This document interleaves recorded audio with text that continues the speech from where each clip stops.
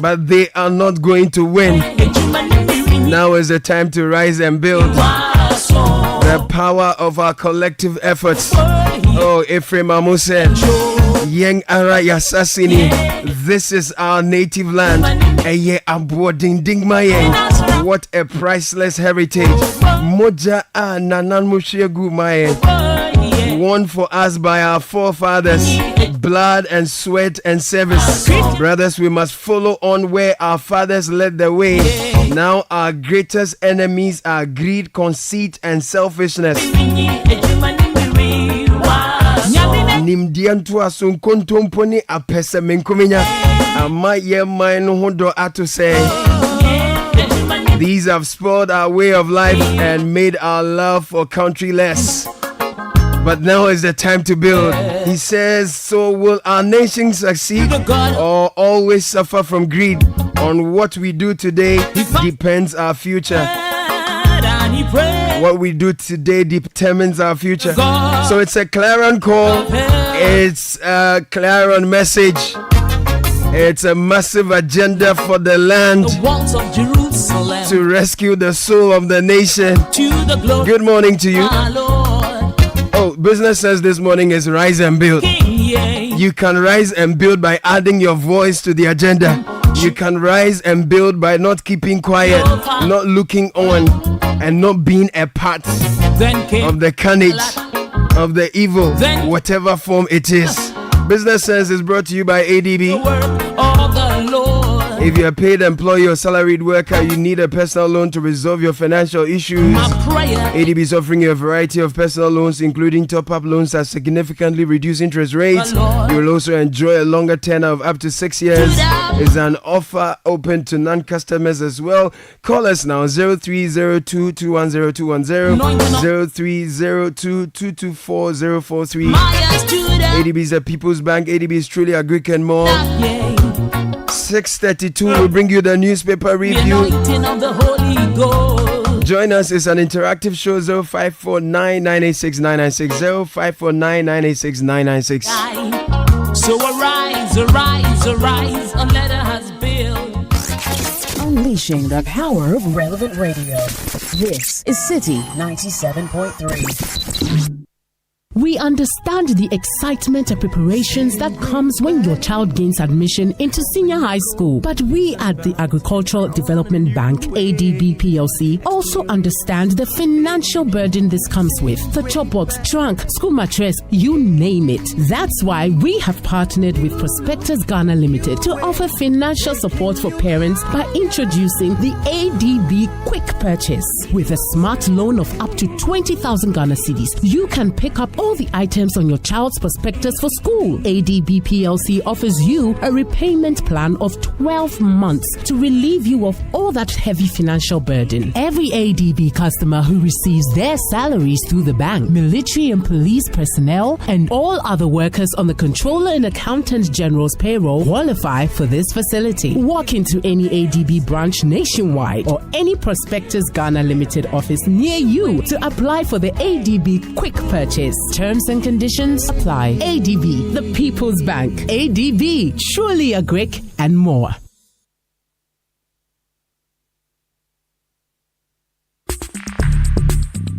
Join the conversation on the Citi Breakfast Show on Facebook at facebook.com/Citi97.3, Twitter at twitter.com/Citi973, and Instagram at instagram.com/Citi973 with the hashtag CitiCBS.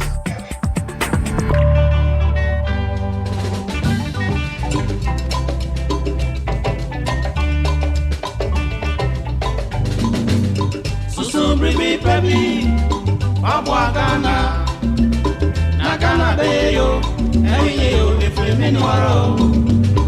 So brebe pebi, Babwa Ghana, na Ghana beyo, eyo efremeni waro.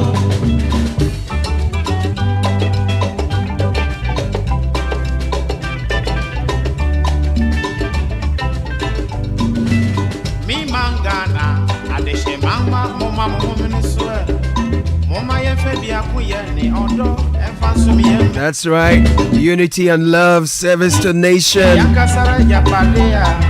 Land of our birth to D we pledge. We're bringing you the newspaper review and news highlights very shortly. Brought to you by Fidelity Bank and Total Excellium. Total Excellium says, look, we have an amazing 3-in-1 powerful premium fuel for you. It helps clean your engine, extends its life, and lower your fuel consumption. And lowers your fuel consumption while reducing your CO2 emissions. Experience the difference with Total Energies Excellium with new formula Excellium. Choose quality. Now every hour new pages 10. Every day is a new chapter to keep our dreams alive. Today a tabletop owner, tomorrow a shopfront owner. Today a student, tomorrow a boss. Today an apprentice, tomorrow a master. The list goes on and on. Whatever it is that you do, it adds value to our world. Remember that your efforts are conspiring to make your plans happen. And at Fidelity Bank Ghana Limited, our purpose is to inspire your success and collaborate with you every step of the way. Believe with us na ebefa.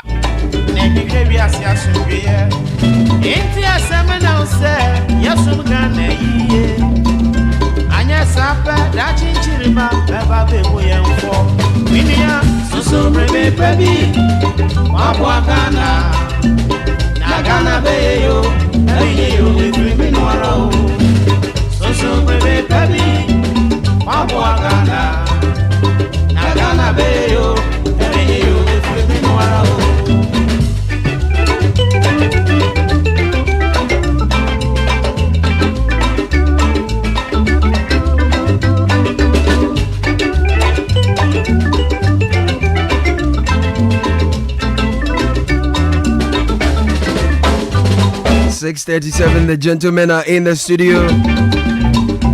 Nathan Ni Obodakwa, good morning, sir. Hello, good morning. Yeah, also Susu Bibi Pabi. Fabua Ghana. Thank you. Na Ghana be you. Enye you. Say be hosting home games away. Say benye nsuanu mo.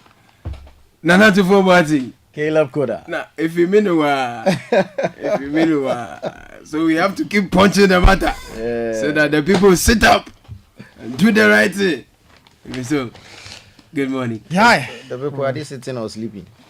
They have slept. Now they are waking up. Okay. They are waking up. Then they need to catch up. You know when you sleep for long, they pour water on you. Yeah. When you jump out of bed, they will jump. They should catch up. They have to. Yeah, they have to. The realities are far ahead of them. It's not good. Yeah. It's not good. It's not looking good. What's Daily Graphic saying this morning? Daily Graphic is heavy on election matters. Right. Front page major story says, Trust EC for credible register. Deputy Chair assures political parties. Will reopen discussions on handing over mission schools. This is flag bearer of the NDC, John Mahama, speaking. Fighting Galamsey. Marshal security to eliminate menace. GPCC urges government. Okay.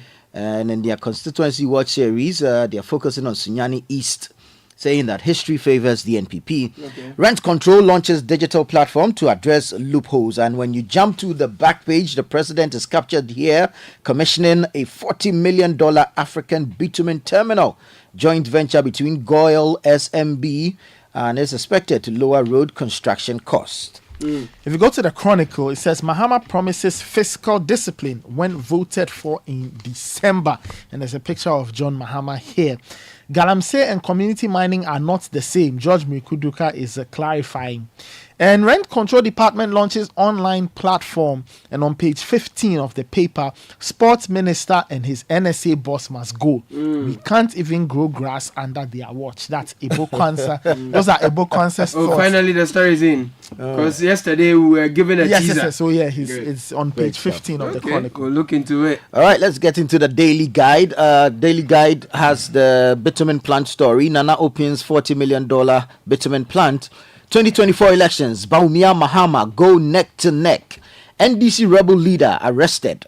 Government sends police and military to Galamsey sites. That's it for the Daily Guide newspaper. The Informer says government Mahama urge caution, reject total ban on mining. Napo reacts to disinformation, deflates doctored viral video on Galamsey. On the matter of alleged voter transfers, EC says NDC claims false. And the Mental Health Authority is revealing something very worrying. Hardships push suicidal rates up. So that's on page 3 of the paper. And then it says page 2, towards curbing road crashes, CSOs fight MPs over attempts to torpedo new LI. The Herald says EC goes inconsistent on NDC demand for forensic audit, wants meeting with opposition party but says it won't change anything. Akufo-Addo reportedly orders police and military Galamsey crackdown amid calls for action, resignation or impeachment. Baumia Okoboy hack Mahama at La and Teshi. Colonel Abuaje warns of diplomatic row with neighbors over Kokobot CEO's accusation against Russia, Burkina and others. Ex-Black Star captain wades into Babayara Stadium crisis. Ghana playing abroad, national embarrassment. And then when you go into the paper, you find highlights of the NDC and NPP's manifestos on job creation. Right. The Ghanaian publisher says Baumia's housing plan to partner private sector to address gap. The Akufo-Addo commissions $45 million bitumen plant in Tema because rent control is also here, and Mahama vows to prosecute and jail illegal miners if elected. Plus, government to unveil 50 community mining schemes. That's on page 2 of the Ghanaian publisher. Right. Then Questesta says after plenty yabas in 2023, improvised bullion vans operating, police personnel in fear. What? After plenty what? Plenty yabas.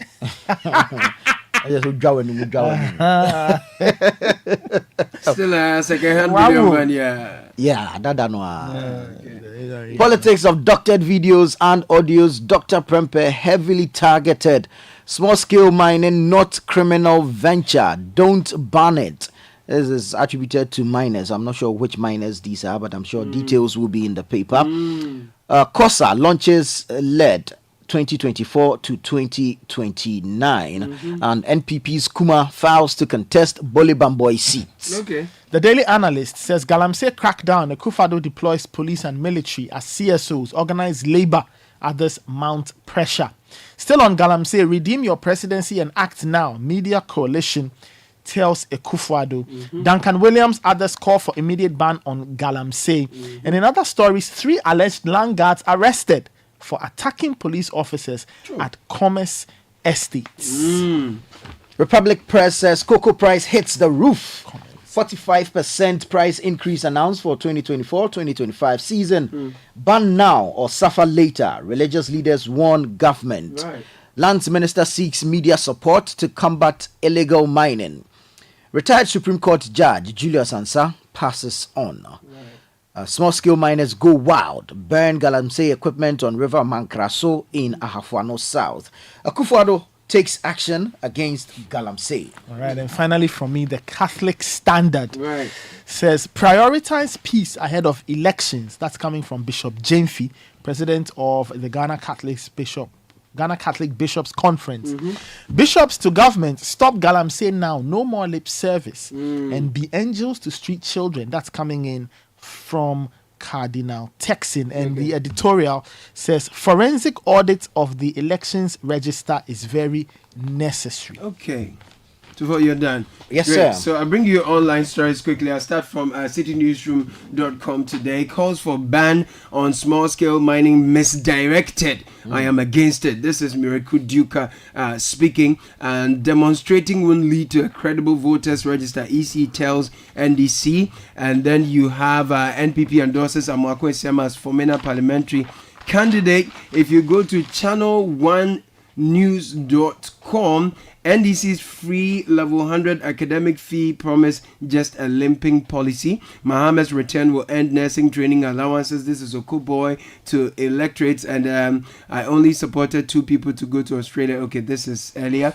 And if you go to Star FM, Senegal roads have no potholes. Wanderlust Ghana says after driving across the country and to other parts of the world, they've observed that Senegal roads, have no potholes. And NDC calls for dismissal, prosecution of Pius Hajida over Australia visa scandal admission.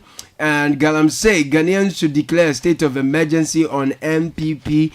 This is Sami Jemfi. And then also, if you go to My Joy Online, Deputy Lands Minister rejects calls for blanket ban on small-scale mining. No member of NDC will engage in Galamsey. Afriye Ankara assures, I don't find the need to resign. This is the Lands Minister speaking. So I will start quickly with the story of George Mrikuduka saying calls for ban on small-scale mining is misdirected and that he is against it.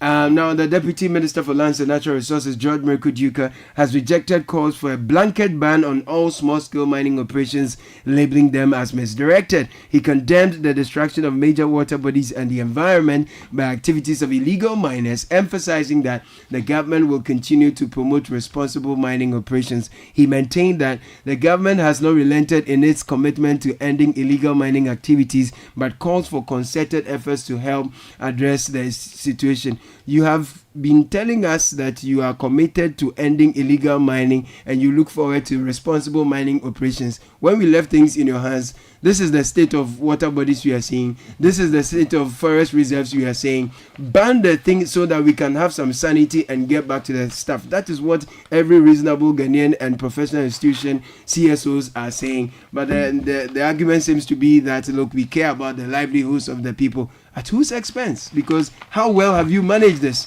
Anyway, I see GPCC has waded into the calls now. Yep, GPCC has waded into it, as you rightly put it. Story on page 13, and it says, fighting Galamsey, marshal security to eliminate menace. GPCC urges government. Story by Emmanuel Boni.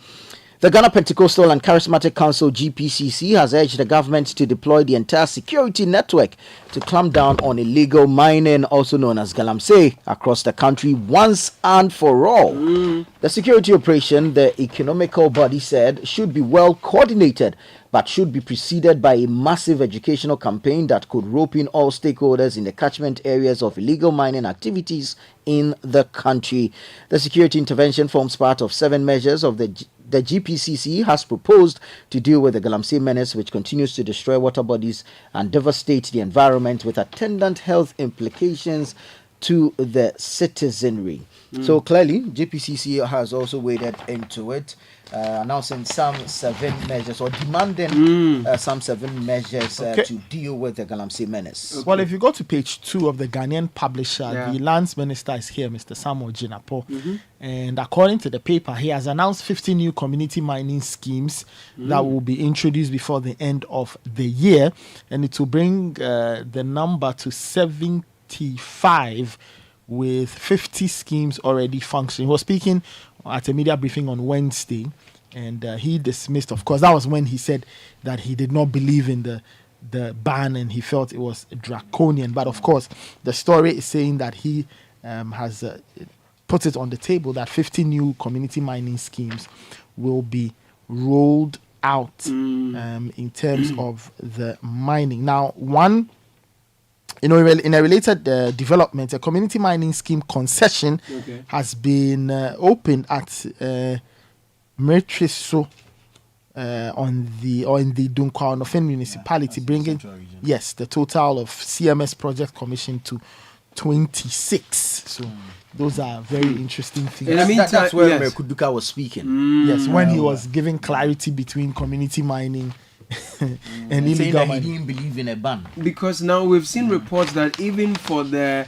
legal mining companies, some of them, their activities are still polluting our water. Exactly, you can be legal and not conforming to the regulations. It means clearly that in terms of enforcement, even of the legal ones, the small scale and the large ones, you have not enforced the sustainable mining thing properly. So it's difficult for you to sell the idea of committed to regulating mining and ensuring they do this in a proper way, because now we are not even having water to drink. What data are you working with to ensure that it's done properly? What data do you have? Do you have data of these so-called legal mining sites as against that of the illegal mining sites? Do we know where these Galamsey pits or operations are located, where they all are? Do we have figures to show that if you go to the central region, for example, the illegal mining sites located maybe in Dunkwa or Fen. Do you know where you go to the heat western map of exactly? The you don't have this. You have not shown us any of this. So that's why people are saying like ban it the for thing, some time. do some proper. Recce on the matter, get the facts, get the detail, and then you know how to deploy to address it. But you don't just tell us that you don't believe in a ban. Meanwhile, when we left the thing to you to deliver, in his own words, ban what? Ban for what? I don't believe in it. Yeah. Okay. Anyway, let's move on to some election matters because it's the other big thing on the banner. We'll see about Page 5 of the Informer newspaper. And the Electoral Commission has stated that allegations by the main opposition, the NDC, that some 15,000 voter transfers have been engineered by the Commission are false. According to the Commission, its investigations have found no merit in the case, describing the allegations as premature, baseless, and palpable lies. The EC's Director of Electoral Services, Benjamin Banubio, who spoke on the matter, said, quote, the commission directed its IT department to investigate the NDC's claims and found them to be baseless. End quote. Well, when you go to the Daily Graphic, the EC is asking Ghanaians and all stakeholders to trust it for a credible register, as an assurance given by the deputy chair. Story once again by Emmanuel Bunny, front page, and continues on page 3, says the Electoral Commission EC has entreated political parties and other stakeholders in the electoral system to trust the elections management body to deliver a credible electoral roll for the 2024 general election. It assured particularly the main opposition party, the National Democratic Congress NDC, that it would effect the necessary corrections to remove discrepancies that had been identified in the provisional voters register.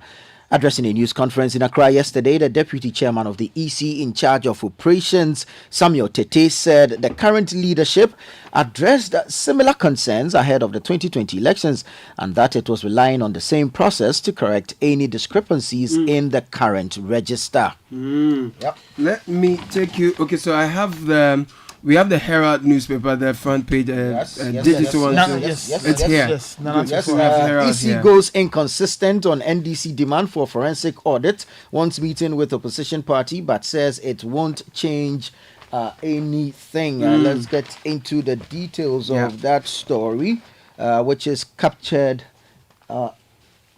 in the Herald. It says the Electoral Commission EC appears blowing hot and cold in its response to concerns raised by the National Democratic Congress NDC regarding the credibility of the 2024 voters register, while emphasizing that demonstrations are not the way to resolve the issue. Interestingly, while asking the NDC flag bearer John Dramani Mahama to bring his party to the negotiation table to deal with the matter, the same EC described the NDC's demand for a forensic audit of the voters register a misguided and unnecessary, stressing that such an audit would not add any value to the EC's established processes for strengthening the provisional voters register. I see. We'll keep an eye on that one. Staying with state entities quickly. The Rent Control Department has launched an online platform, and this was, of course, done a few days ago. It was yesterday, actually, at the forecourt of the Architecture and Engineering Services Limited, ASL. Deputy Minister for Works and Housing, Dr. Hamid Amma, was there. And the details are that the new digital platform was developed by Supertech Limited, and it will transform the rent control into a digitally equipped institution. Dr. Amma announced that phase 1 of the project had successfully digitized 15 offices across 11 regions, allowing landlords and tenants to access services remotely from major cities and towns across the country. Speaking about these platforms, what has become of the pothole app that was launched a couple of months ago? We are told in Senegal the roads there have no potholes. Wanderlust Ghana, this is on starfm.com.gh. Travel enthusiast Wanderlust Ghana has commended Senegal for their good roads, which they claim has no potholes as compared to Ghana. In a live interview on StarChat, Wanderlust highlighted Senegal's roads as an example of superb infrastructure, praising the country. Quote, Senegal has awesome roads from border to border, not one pothole, they emphasize, pointing out the efficiency and safety provided by Senegal's highways, which are well maintained and supported by frequent toll booths. You will pay, but you will enjoy the road. Over here, we've been we've been talking about even the expansion joints on the Malam Highway, and I mentioned that of the atomic. Yeah. You know, I mentioned that they had fixed it with bitumen, and I didn't know whether it was good enough. I used that strategy yesterday, and look, the thing has started deteriorating. But of course, I mean, the rate of expansion of bitumen is not the same as that of concrete. You and understand? If you create the expansion joints with metals, and you come and fill it with asphaltic overlay. Exactly, it will expand more than the space that has been created there. So you expect it to deteriorate. And the huge pothole in front of the Papaya when you're going to Tesla, when you're taking the 10 or you want to get to the Apenkwa overhead. Right. They were doing some sapiti thing, maintenance on that thing. And you know that it's a traffic intersection. So ideally use pavement blocks to fix that end. No, they won't. And they are fixing the pothole in the day, during the day. And it costs so much traffic.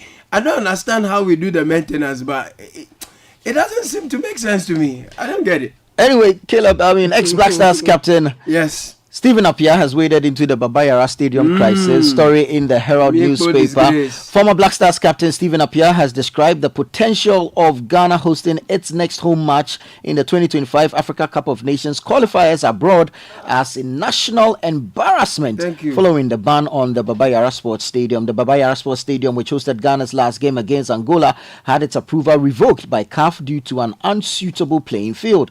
The ex-senior national team captain wrote on X, saying, "Playing a qualifier outside Ghana, except in a tournament, is a national embarrassment. We must prioritize hosting our own games and protect our football pride." Very, very important. Okay, all right, and I think finally from me, hardships push suicidal rates up. That's coming from the Mental Health Authority. And according to the authority, they discovered that the number of cases reported this year had already matched the total recorded in 2023, with Greater Accra Central and Eastern regions leading in the number of suicides. Okay, now Dr. Josephine Darko was speaking on Joy News, and she attributed the situation to high cost of living and breeding stress. And she said, quote, "There are various risk factors associated with suicidal behavior, and these are diverse. Other contributing factors include financial challenges.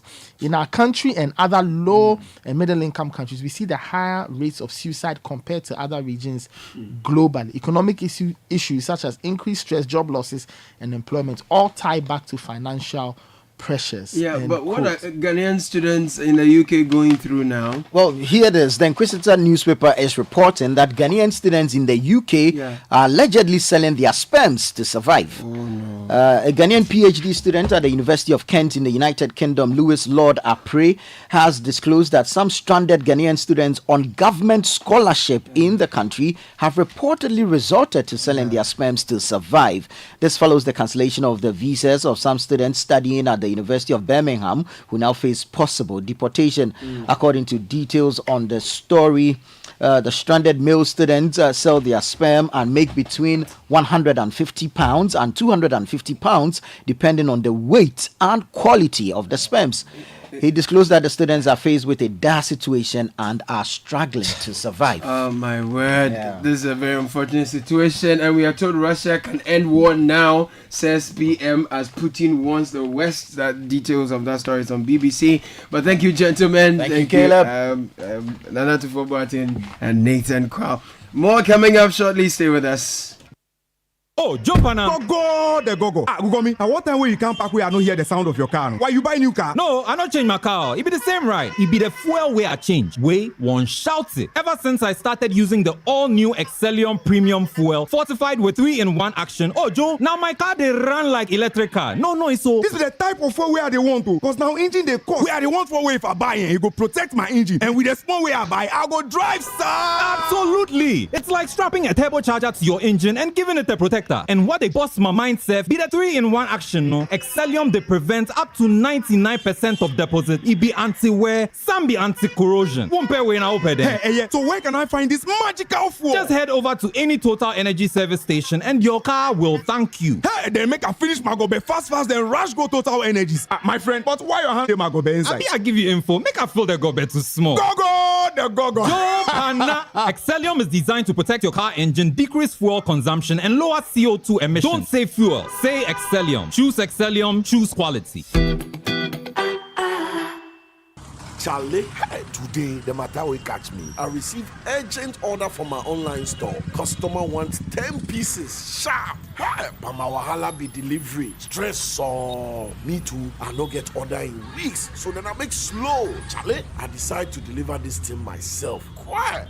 I was willing to trust my small tired car like that. But boy, I no even leave my area where the whole place full of snow. Engine kaput, Pascal. As the boys they help me push the car off the road, where I look up and raise my head, where I see for Fidelity Bank billboard top.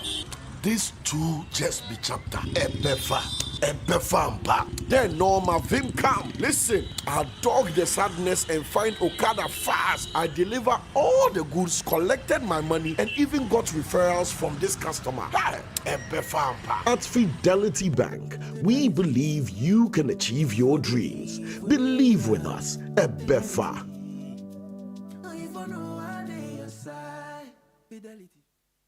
This is the Citi Breakfast Show, the city's biggest conversation.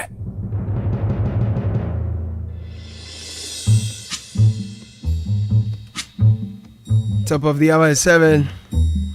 And we're bringing you the Citi Business News shortly. But can you believe it's been 15 years since Momo was launched in Ghana? That's why Momo at 15 Rewards is here with amazing cash prizes to say thank you.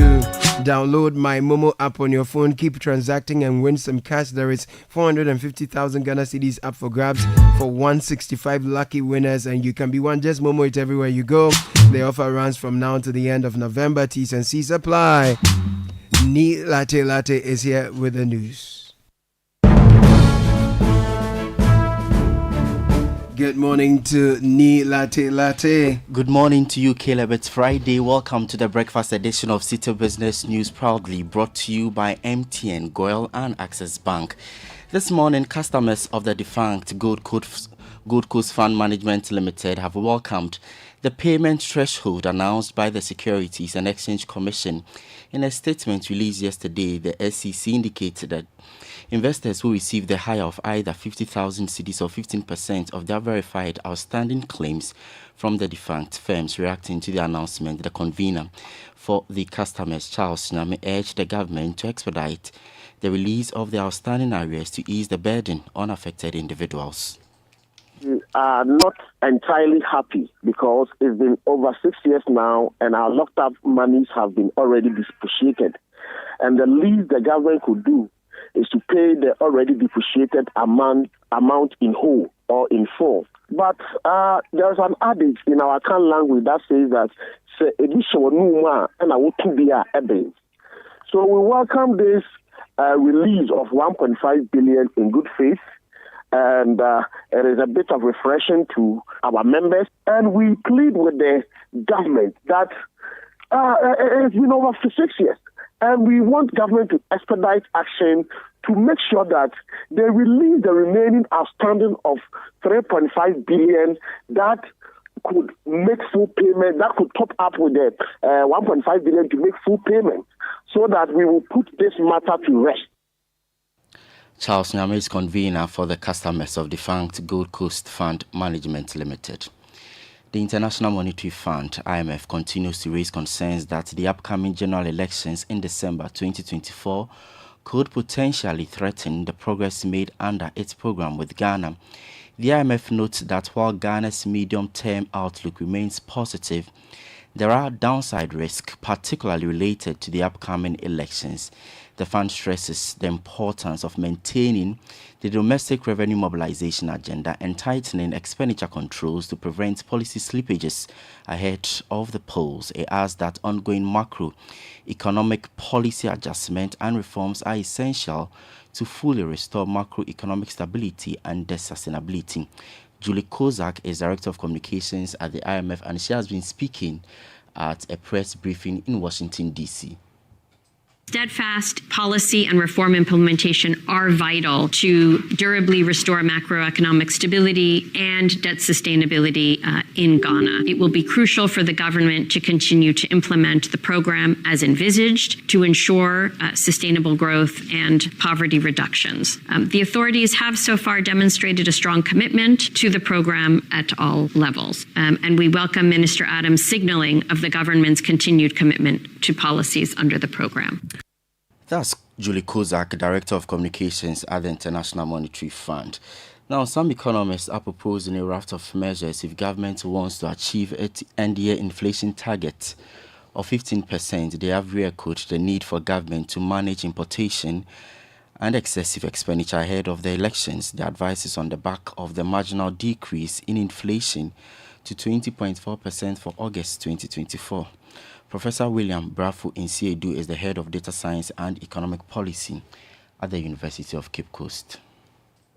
We have to cast our minds to government spending. Government will have to be disciplined enough. So that is where we have to control the whole management of inflation from. The other thing we will have to look at what we import. For some time now, food inflation has been critical, and we have to check imported inflation. And is this an area that we have difficulties managing? More so, we have issues with exchange rate volatilities. So if we are able to manage movements in the exchange rate, we will be able to manage food inflation, we'll be able to manage imported inflation. We are not having favorable news from the northern part of the country in terms of production. Professor William Brafu Nsiedu is the head of data science and economic policy at the University of Cape Coast. Before I go, let me take you to the interbank foreign exchange market. The dollar this morning could be sold to you at 16 cedis 50 pesos, the British pound at 21 cedis 20 pesos, that of the euro going for 18 cedis 10 pesos. And that's it for the breakfast edition of Citi Business News, proudly brought to you by MTN Goil and Access Bank. My name is Ni Latte. Do have a good business day, but next is the Citi Business edition. Do stay tuned in. The other day, I visited Kweku.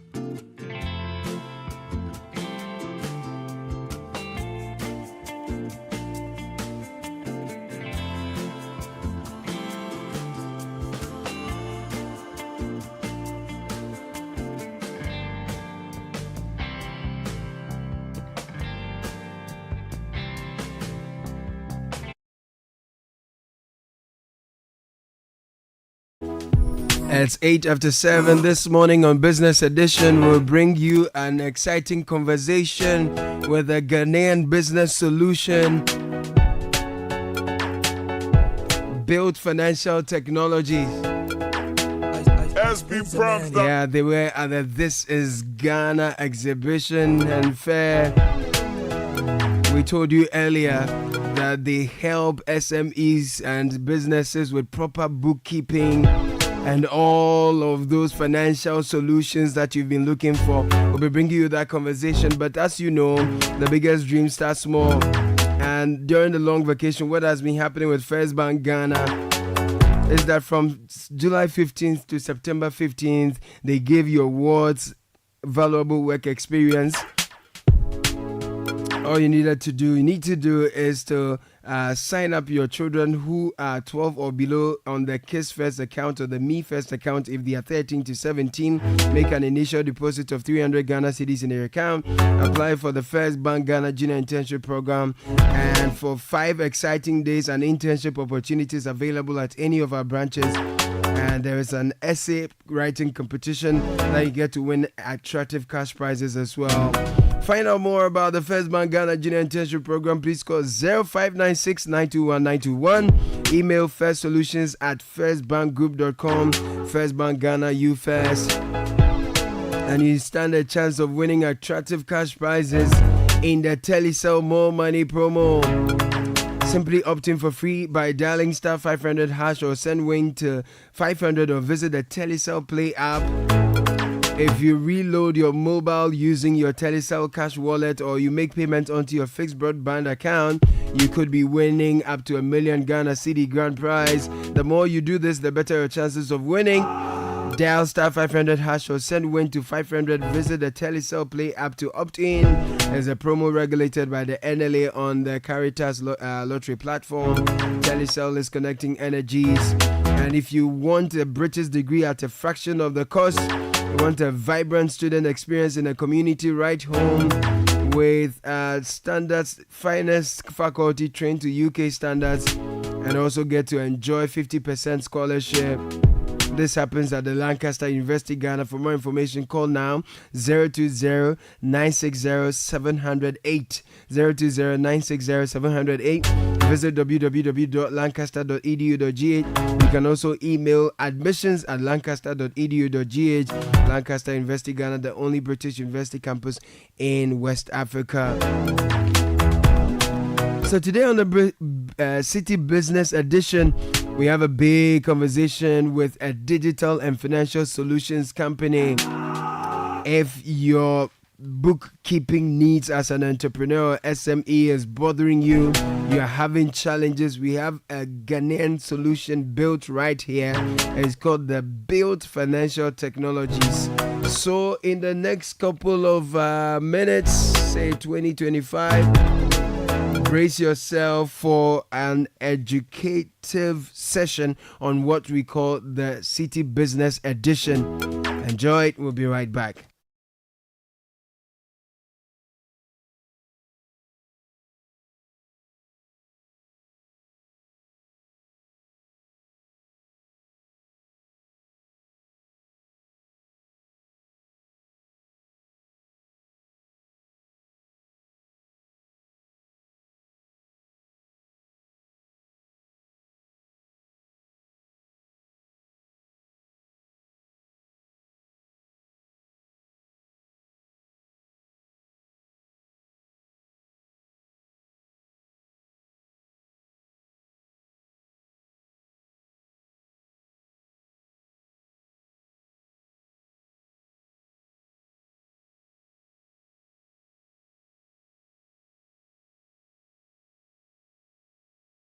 .3 Citi FM. Welcome to your most educative business show on radio. This is the Citi Business Edition. My name is Ni Latte. Today on the show, we are dedicating it to educating SMEs on how to keep proper financial records through some digital solutions and technologies that have been designed by some industry players right here in Ghana to help businesses keep proper records, make sure that their books are clean, they do not have some errors in there that will mar the running and operations of their business. And so if you're an SME, if you're an entrepreneur, if you're a business, this education is meant for you. So don't change the dial. Stay with us here on the Citi Business Edition on 97.3 Citi FM. Today I'm introducing to you Built Financial Technologies. They say that they are a digital platform. What do they specialize in? They specialize in a lot of financial solutions, but their expertise, their brand, they say, is providing comprehensive financial management solutions for small and medium-sized enterprises. This they are doing not only in Ghana, but the whole of Africa. And mind you, they were one of the sponsors at the just ended This Is Ghana exhibition. My guest in the studio this morning is Restus Numaji. He's a big man at Build Financial Technologies. His position, the Chief of Staff. So, Restus, welcome to the program. This is the City Business Edition on 97.3 Citi FM. Good to have you. Thank you, Nee. Thank you for having me. I trust you are doing well. I'm doing great. Well, the last time I saw you, you were speaking at the This Is Ghana exhibition in one of the seminars. I think the one, Managing Your Finances. You did a presentation over there.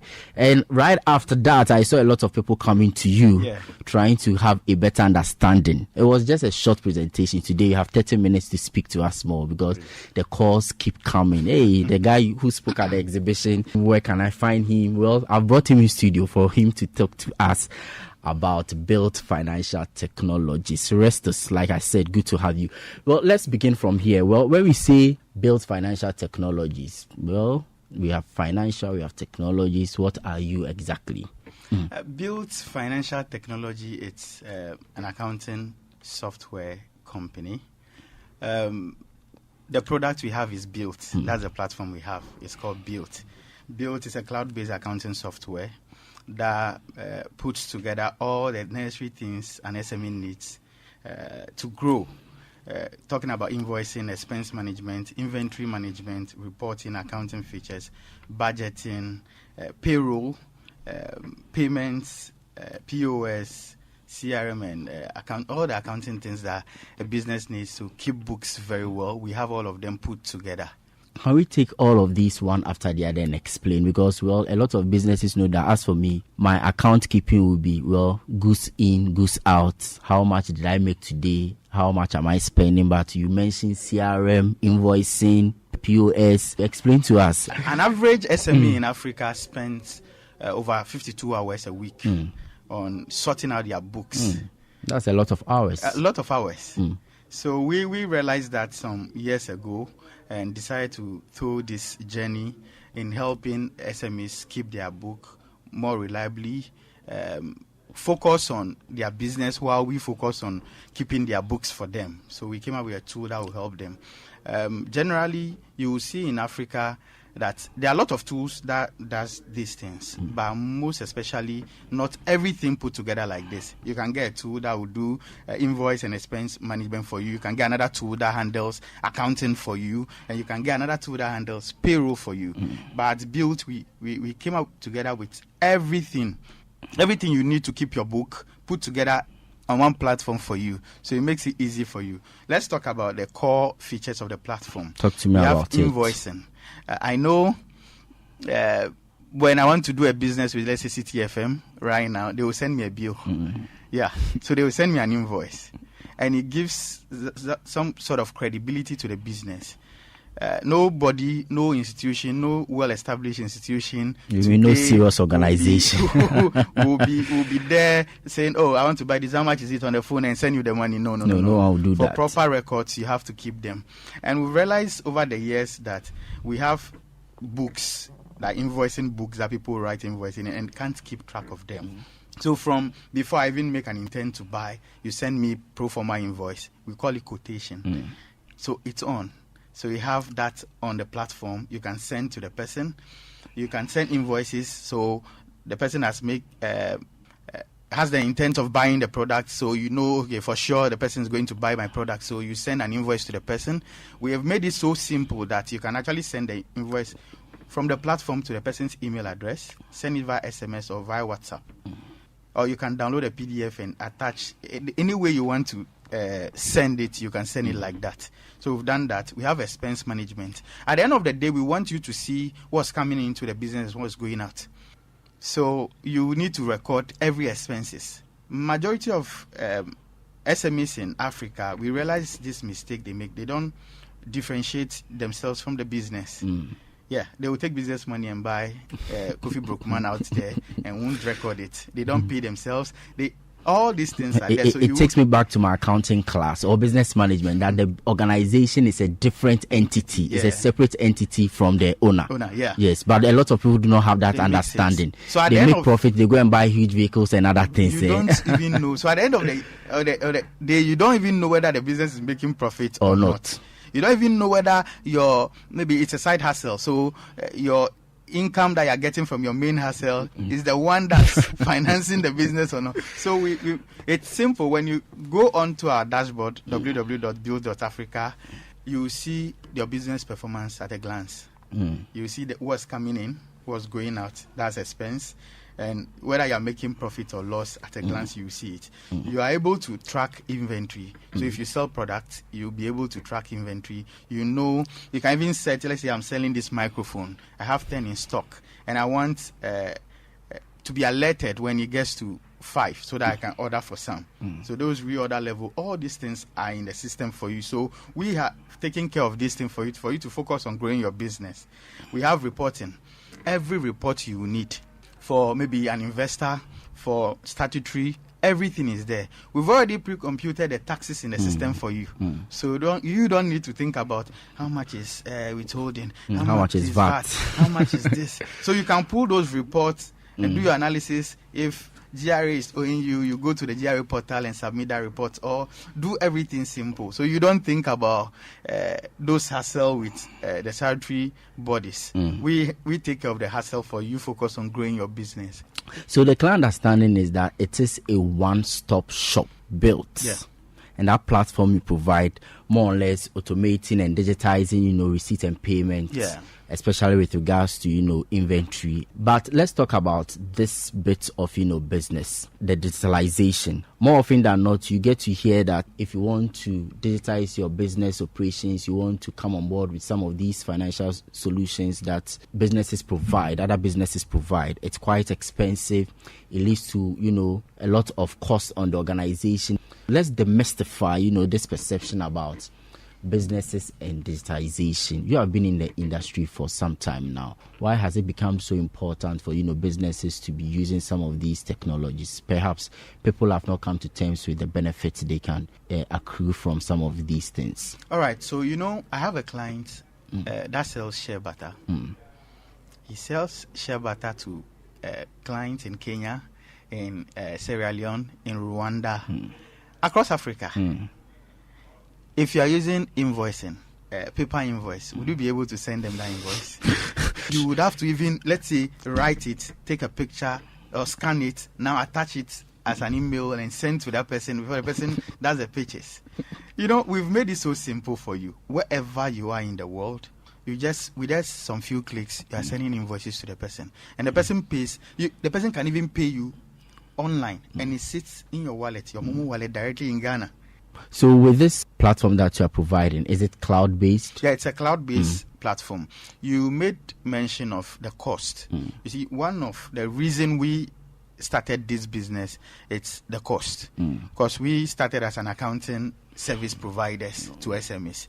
We realized that using all these tools for them is becoming so challenging in terms of cost. They can't stand the cost again. So we have to come up with something that has every functionality, and it's not too pricey for the average SME in Ghana or Africa can adopt. So for costs, with all these things that I've mentioned so far, that I will even be mentioning more, as low as 60 cedis a month, you can just jump on board. It's a cloud-based, so everywhere you are in the world, you have access to it. All you need is log on, or if you have your mobile phone, there's an app which is available on the Play stores. So you can just be moving, and your accounting is done everywhere you are. I see. I think the cost is a very important element of the conversation. I'll find time for us to talk more about it. But we know that there are a lot of other companies or similar ones, competitors, if you like. But how different is built from what we already know on the market? And also, do you have specific customers that you provide or you render services to? Are you looking at specialized SMEs, areas, particular service providers, or even product? I know you do everything. Speak to me about it. I was talking about unique selling proposition some few minutes ago. Put all the other softwares together. They have certain functionalities that's like a feature on built. Yeah, some can keep books for you, but they can't do accounting for you. Some can give you POS. We have POS feature, the soft POS. Yeah. So if you are a retailer, maybe you sell mobile phones that you want to be quickly, you have that. And we have payments integrated on the platform. So you can accept payment easily. When an invoice is sent to you, a payment link is attached to it. And when payment is done through that link, accounting is done at the background for you. You don't need to come and be entering all those things again. Accounting is done at the background for you. We have payroll added to it as a feature. We have the wallet, I've mentioned it already. You can even, we just launched a new feature that with a receipt. So you have, maybe you went to a restaurant to buy something for you and your staff, you want to record it. You don't need to type everything. Just take a picture. We call it the OCR feature. You take a picture of it and it records the expenses in the system for you. So it makes it so easy for you. We put together like 4 or 5 apps that a typical SME will use. That's how we've brought together to deliver as built. I see. The platform also provides for, the payment of pensions of, employees, even insurance, even tax obligations. Explain more on that particular aspect of the platform that you're providing. That's 2 different features on the platform. First, let me touch on the financial marketplace. So since the inception of Built, we've touched base with over 16,000 businesses across Africa, which 85% in Ghana. We've realized that a lot of businesses don't have access to other financial products like loans, insurance, pensions, and all those things. And one of the key things we are trying to do is use ourselves as a tool to champion financial inclusion among SMEs in Ghana. So we have come up with a financial marketplace that when you go there, it's on a platform, you see financial marketplace. When you click there, you have access to loans from our partners. So Fido and Thrive Microcredit, they have, with the financial data you have on the platform, you can actually apply for loans, submit it, and they will respond to you. Within less than 24 hours, your loan is as an approved. And because so the explanation is that if you're on the platform as an SME, you can obtain loan from financial partners that we are on board. That's one side. So does it even mean that if you are unable to get financial resources to provide a service that a client is looking for, this loan? Okay, I'm taking the worst from your mouth. So we call it invoice discounting. So you have a contract. We have you send the invoice to the people. They've given you a purchase order. We can confirm from that third party that you are actually doing business with them, but you don't have the funds. Maybe the people have some rule within 30 days they will pay back, but you don't have the funds to do that. And you can apply for the loan through our platform to any of the partners we have on board. They will respond to you quickly. That sounds interesting. Yeah. So you don't need to even go to the bank, do any hassle. Everything is. So we are just harmonizing data. So let me get this clarity. Is it that when I sign on to the platform today, I can enjoy that facility, or I have? So explain to me. When you sign onto the platform today, we need data. So a minimum of 3 months, right, to have this data. So this data is what we use to refer you to the financial partners that this person is qualified. You can actually give him this kind of loan, but the credit we are just referring you to they have their ways of scoring you and getting you approved. And aside the loans, we have buy now pay later that's sponsored by some of the partners on. Maybe you are starting a business, you need laptops and all those things. They can pre-finance it for you. We have insurance.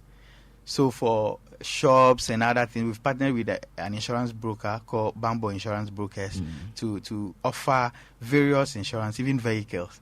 So if you have a car that for the company, you can actually buy insurance through the platform. And when after buying that insurance, it's like an expense. Accounting is again done for you at the background. So we are trying to make it a one-stop shop for everything an SME will need to grow. We just signed an agreement with Renmo. Renmo, they pay rent, and so for organizations, so employees for organizations that are on our payroll, they can pay rent, and when payroll is being that's residential rent. Rent, yeah. Wow. I thought the rent was going to be office space. No, your that means your HR or so has to be the one. So we are not just looking at the organization, but also the employees within the organization. They form the core of the organization. Yes. And our platform, we have an employee portal. If you are using our payroll, so you can go there and check all your if the company is paying taxes, payee, SNIT, all those things for you. You can check it on your portal. And in your portal, you can actually request for a salary advance. You can request for loan to be paid for you. And your company will contact Renmo. They will pay the loan ahead, and they will be deducting a small from your salary. So we have all those things on the platform. What again? Yes, People's Pension Trust. Yeah, as one of the champions of financial inclusion, we want you to secure your future. There are a lot of business owners that don't pay this kind of pension. So we have partnership with People's Pension. So you can subscribe to it as little as 3 CDs or 5 CDs a day or a month. Depending on how you want to go with it, you can just subscribe to it. And your pensions is sorted every month for you. So that's the financial marketplace. So with the data you have, you can, that's for the reporting side. You can just with a click send, after processing payroll, you can send to your SNIT office. If you know your SNIT office, you can just send directly the reports from the payroll portal to your SNIT office. So you don't need to go back or come print something, take car all the way to the SNIT office. Or no, everything is we've taken care of that for you to handle your business. That sounds like a lot on one particular platform. Yeah. So maybe people will be concerned now about how secure, how safe in terms of privacy are you able to assure users of your platform, because people are putting out a lot of business information there, even personal information, staff information. Should they be worried? They shouldn't be worried at all. At all. Before I respond to the security thing, it will seem a lot, but depending on the kind of business you are running, you can just use the functionalities that works for the business. For you. Yeah. So we've made it in such a way that from a one-man business that Neil Latte is running to growing that business to become a multinational, you can scale. So the ability to scale with the platform is there. It's there.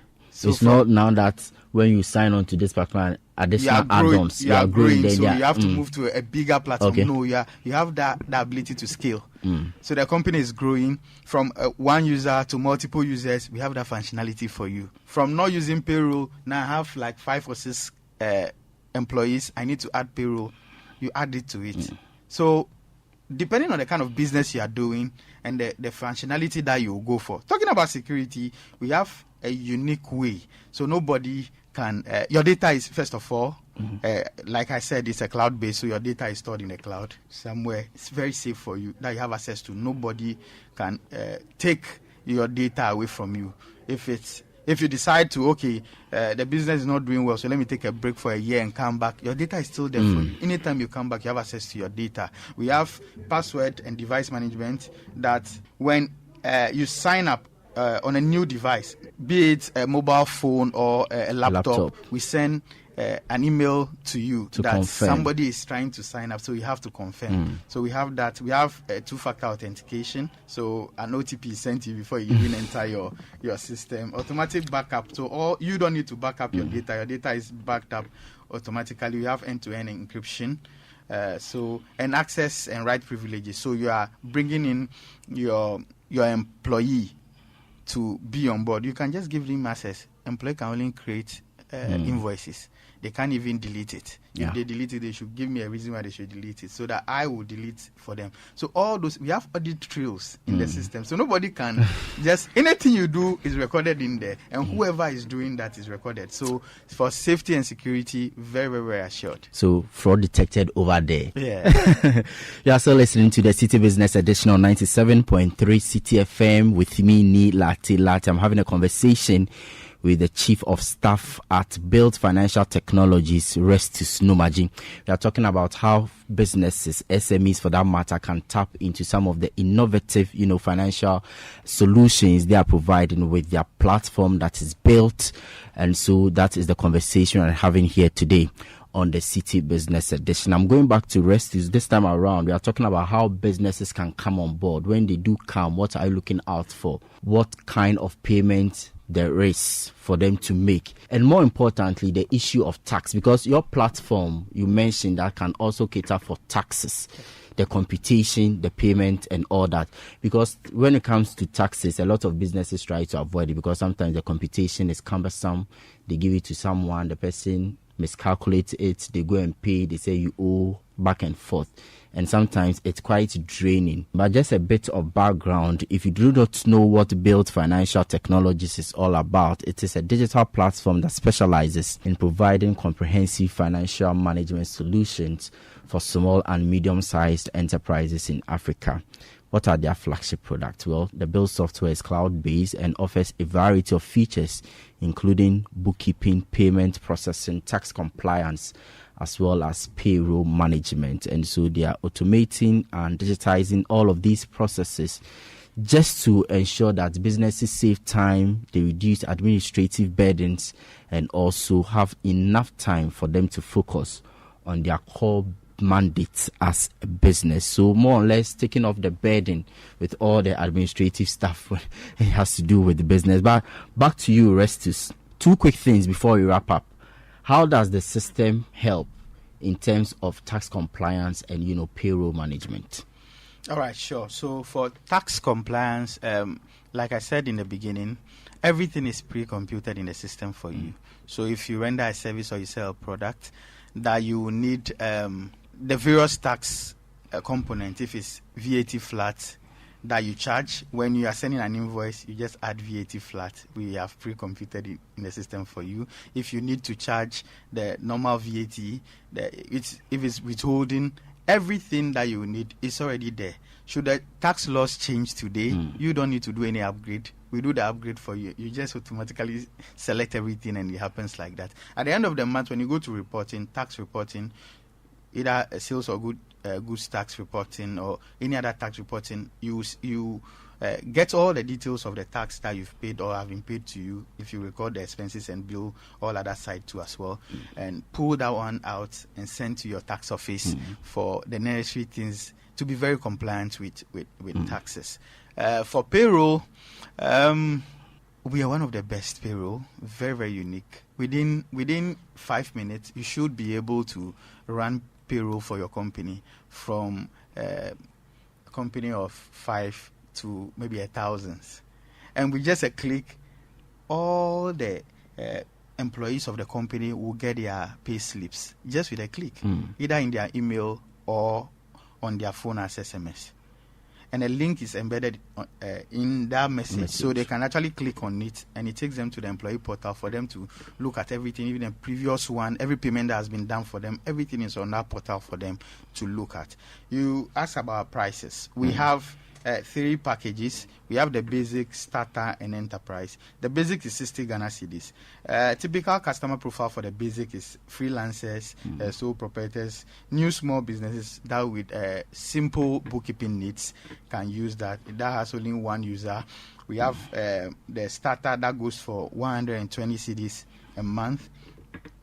Typically for businesses managing inventory, tracking job costs, or needing robust reporting. There's multiple user feature too in there. And for small to mid-sized businesses with employees with some complex accounting needs, they can go for the 240 package as enterprise. That's with full accounting, full software and this package. particular subscription is per month. Per month, yeah. Yeah, and we realized that some businesses need hand-holding for some time. So they are growing. They don't have an in-house accountant, or the accountant they have maybe it's just a national service person, but they need a senior accountant to help them set certain standards in the company. They can just call on us. You have a virtual accountant package too, from 1,200 to 2,400, depending on your need. So we will understand your need and choose, propose a package that you can choose from. We have payments already. It will be just a click. You can pay from the payroll portal, and money is sent to either their Momo or their bank account straight. So some few charges, just like the normal Momo charges in there. Payroll, if a company, let's say Citi FM, wants to take the payroll feature on it, it's actually a standalone feature. So you can pay just a minimum of 120 cedis a month and just be processing your payroll. And if you are registered with the payment on the platform, you pay up to 20 employees free. There's no cost attached to the payment to the 20 employees on the platform. So how do businesses come on board to tap into the kind of financial solutions that you are providing? Is it that anyone can just walk up to you and say that I'm subscribing to this particular package, I pay, and then is it that you do some checks on the businesses? You want to look at their financial position, you want to look at whether they are registered or not, they are into legal business or not. Maybe explain to us what is the process like. If anyone comes to your office, what will you look out for? Okay. And what is the process like? So it's like this. You don't even need to come to our office. Wherever you are, just built.africa,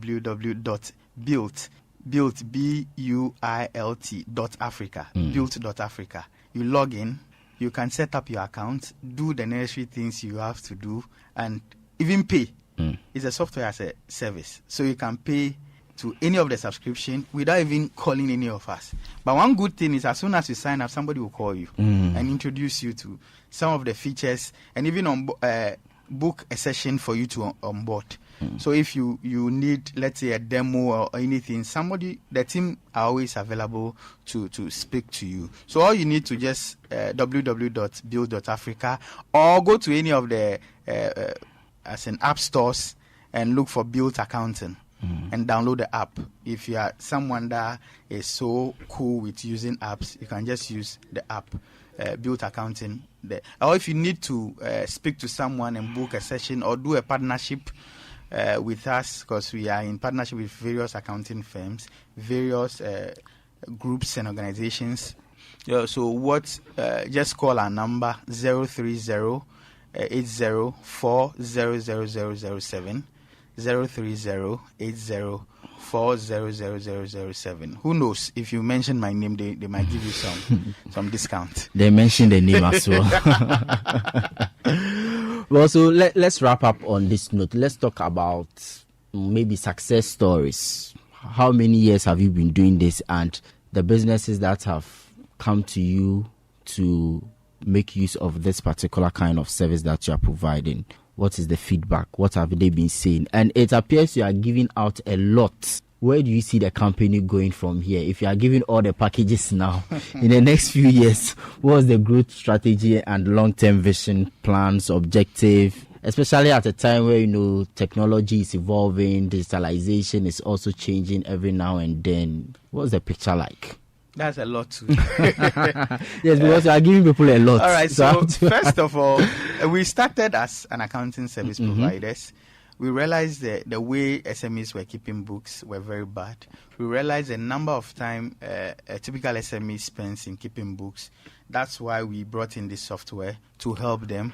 And now we have become a name in the SME space for handling their finances. I have not gotten the approval to mention some of the businesses, but just yesterday I saw on LinkedIn 2 of our companies got grants. We and anytime I see things like that, I'm always happy that I'm part of this success story.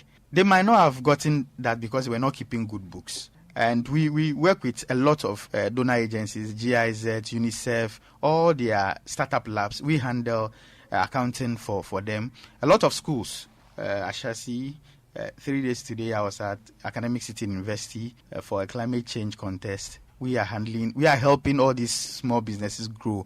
And with our vision of democratizing prosperity for a typical African SME, I'm always happy when these things, we see this growth from all our clients. So we want to be the go-to solution or a tool that an SME would use. That's why each and every day we are trying to add things that they need, not that things that we think will give some sort of beauty to the platform. No. So every time somebody is calling for something, like the CRM, the message feature we added, the CRM, just for messaging, they pull their client data, go on another platform to send them messages.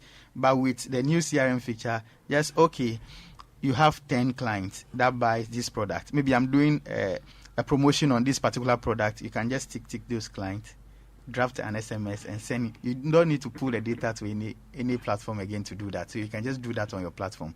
So we want to democratize prosperity for the African SME. That's what we are on. And God being so good, we've touched base in some regions. We have our team in Kumasi, that's the middle zone, 7 Ashanti, Bono and Brongahafo. We have the Northern Enclave. We have from the Western Belt too. We have teams there. We are looking forward to entering other African countries. We have clients across Africa, but to provide more tailored services. So there are clients from countries like Nigeria, Sierra Leone, Kenya, Rwanda, South Africa, Tanzania, just to mention a few. Yeah, I know we have all those, but we have a full team in Sierra Leone. We have a team in Kenya.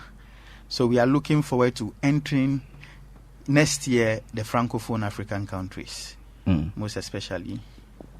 But what has the uptake been like? I know we are concluding, but the questions keep coming. What has been the uptake? Are people opting for the kind of services that you are providing? And if they come to you, what are some of the challenges that are driving them away from, this kind of financial or digital services? New things are not easily accepted like that. Some of the people we interact with, they've been in business for so long. It's their full scalps that they've been recording things in. And some have kids. I remember I was pitching to a business. Then the toddler just tore the book. And I was like, you see, they can't store the book, your information in the cloud. So that's the more reason you have to come on board. So we have those kind of challenges, adoption. And secondly, some people, the owners are very, very busy. So they employ some people to take charge of the business for them. So you train these people, 4 or 5 months later, the person has moved on to a different business. Now a new person is in. You have to train these people for them to understand the platform all over again. So those are some of the many challenges we've been facing. But we have a team, a customer support team that's always available to take them through all this training. You should go and look for that toddler. he or she did that trick for you. But my last question to you, I want to ask you about your This is Ghana experience. You came on board. It's been amazing. I've attended a couple of Citi Channel 1's events in the past, so I know what I was expecting. I think the last one was back to your village food bazaar. Food festival, yeah. So I was expecting something great. And this year, the icing on the cake for me was the seminars that they added to it. And I will encourage everybody, next year, I think we should use the main hall. Because I sat in some of the seminars, and the things that I learned personally are very, very huge. I think our expectation was to sell our product, tell the Ghanaian community that built is built in Ghana. Built is built in Ghana. The literature student, come and help us. Which literary device are we using? So we are a team of young Ghanaians comprising chartered accountants, software developers, business development consultants that are together developing this. Very, very young guys. And I'm happy that not only were we accepted, a lot of people keep calling.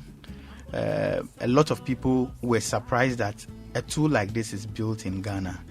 And we want to thank Citi and Channel One for the platform to showcase what we've gotten for an African SME or the Ghanaian SME. So next year we are already on board. That's good to hear. So others should also look sharp, as they say. Yeah. All right, thank you. That's Restus Numaji, Chief of Staff at Build Financial Technologies. This has been another episode of the Citi Business Edition on 97.3 Citi FM. My name is Neil Latte. See you same time next week. But for now, the Citi Breakfast Show continues with the team. Bye.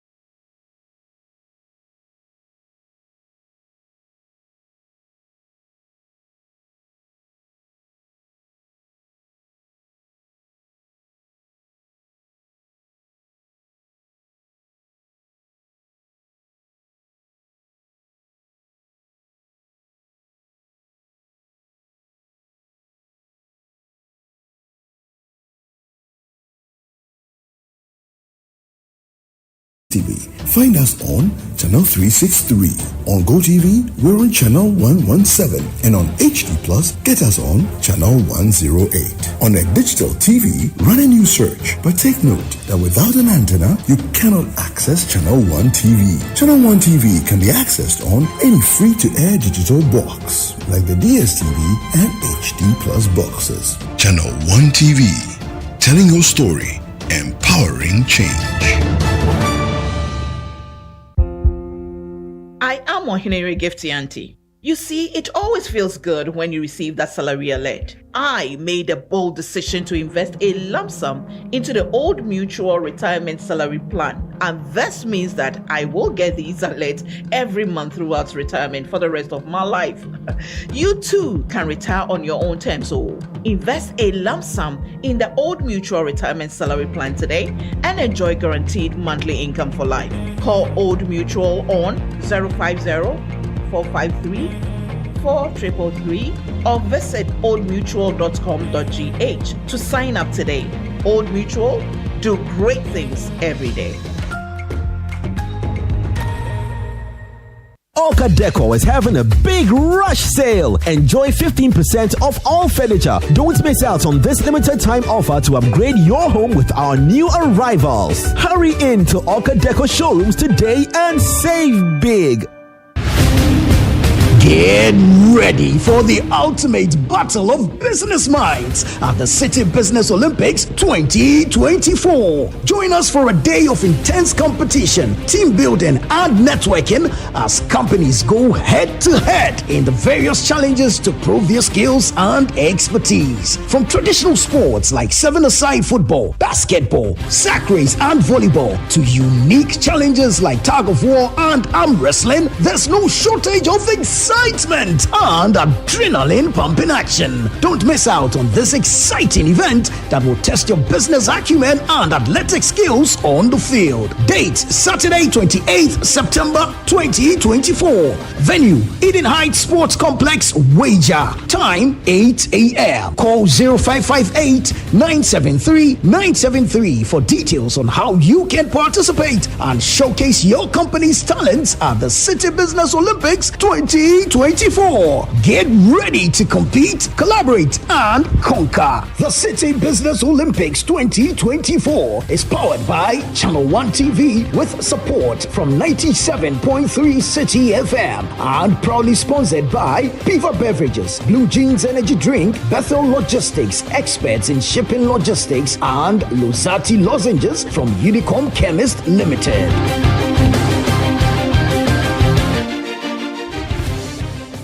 Enjoy the best healthcare and a wide range of organic products from Life Healthcare and Divine Organic Hub inside Achimota Retail Center. We always have amazing deals and unbelievable discounts to offer. And your vibes and kwa. The Citi Breakfast Show. Rise above the noise. Unleashing the power of relevant radio. This is Citi 97.3.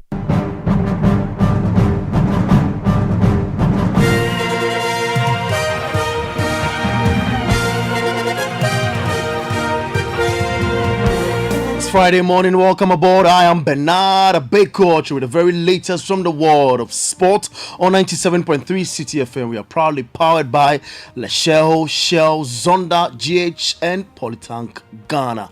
Let's settle for the details now. And Black Stars head coach Otoado has reacted to the news of CAF's decision to halt the Barbara Sports Stadium for hosting international football games or Category 3 games until facilities at the edifice are improved. Otoado reacted to this news on the sidelines of the CAF Coaches Symposium taking place in Abidjan, Côte d'Ivoire.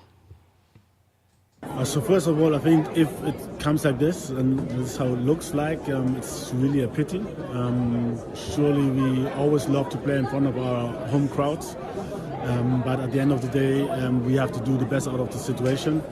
And if we have to play somewhere else, then it's like that. I don't want to use my energy to think too much about that because it's not in our hands. There's nothing we can do about it. It's a CAF decision, and we have to do the best about it. But I hope that if we won't be able to play at home, that we quickly manage all the things, and that so that we can play at home as fast as possible and for our crowd to see us. Otoado also spoke about the World Cup qualifiers, but was quick to admit that they have some problems with the AFCON qualification. To be honest, my mind is absolutely not there at the moment, so I'm really focused on AFCON qualification. We have some problems there. We didn't do well, especially in the second game. We were very unlucky in the first game, so. And surely we need to qualify, and we have big important, decisive game in front of us. So, to be honest, my mind is not on the World Cup at all. You heard from the Black Stars head coach Otoado. Later today, we should be proud. Indeed, our vision was always to see them go all the way to the grand finale. Our vision this year is to see our two teams go all the way, and everybody in the FA is committed towards that vision. Unfortunately, Dreams FC and Mediama couldn't make it all the way to the finals, but they put us back on the map, and we are proud of them. Edwin Simeon Okrako is the Ghana Football Association's president. To the Ghana Premier League now, and on Saturday, the Gowon Cities play Mediama at 3 p.m. Host of matches coming up on Sunday, and it's Bechem United versus Aduana Stars. Brekum Chelsea up against Karela United. Heart of Lions versus Hearts of Folk. Holy Stars versus Dreams FC. And Young Apostles match up against Nations FC. To this now.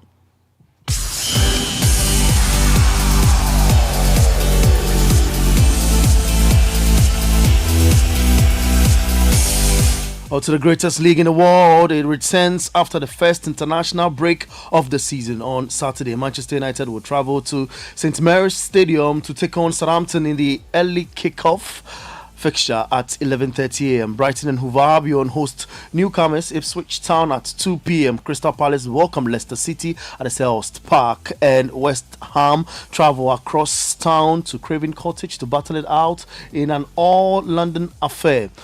On form, Liverpool play Nottingham Forest at Anfield, and champions Manchester City will play host to Brentford all at 2 p.m. Aston Villa then take on Everton at the Villa Park at 4:30 p.m. and Chelsea warm up the day when they travel to the Vitality Stadium to take on AFC Bournemouth.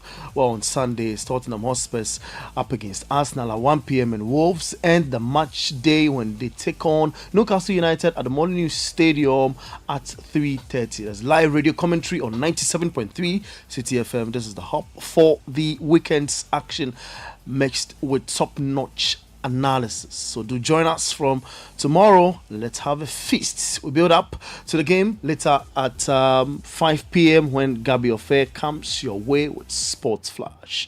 I am Bernard Abekochi. Many thanks for listening, and of course we are proudly powered by Shell, Leshell, Zonda, GH and Polytank Ghana. In the meantime, you can head to citysportsonline.com for more sports stories. Sport is live. Get involved. Guys, Charlie, you know that mining contract I've been chasing for years now? I just got awarded the deal, but the issue is where to get the right and quality heavy-duty trucks to execute this job here in Ghana. Relax, my guy. Remember my recent construction deal at Pokwase? Zonda sorted me out. Zonda? What? Who is that? Zonda Tech Ghana Limited is your one-stop shop for machinery, heavy and light-duty trucks, and pickups. They have the Shantui bulldozers, graders, payloaders, rollers, power pickups, 4-land light trucks, TX trucks, and oil tanks. Made and assembled right here in Ghana with top-notch after-sale service and standard prices. Made in Ghana. This is amazing. You haven't seen my Zonda Power pickup, which I take to the office? Strong, durable, and tough on our roads. Hey, that's from Zonda too? Absolutely. Zonda is the right place for you, my guy. Oh, now I am sorted with Zonda. Zonda Tech Ghana Limited, your solution for heavy and light-duty trucks, located at Tema, off their Flower Road. Call 0501-772-222 or 0501-773-333.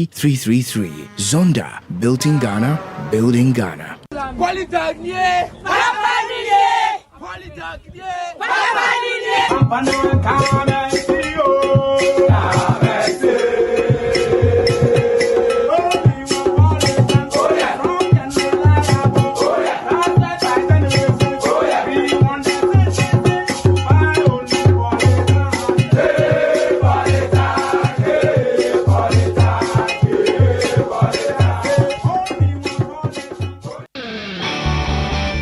In a world where only the best survives, you need a fuel that can match your drive. A fuel with unparalleled protection for your engine, superior efficiency, and unrivaled performance. A fuel so unbeatable, when you get behind the wheel, you'll focus on what really matters. The journey ahead. That fuel is Shell V-Power, because no other fuel gives your engine better protection, better efficiency, and better performance. Be unbeatable. Drive unbeatable. Shell V-Power. Shell. Go well.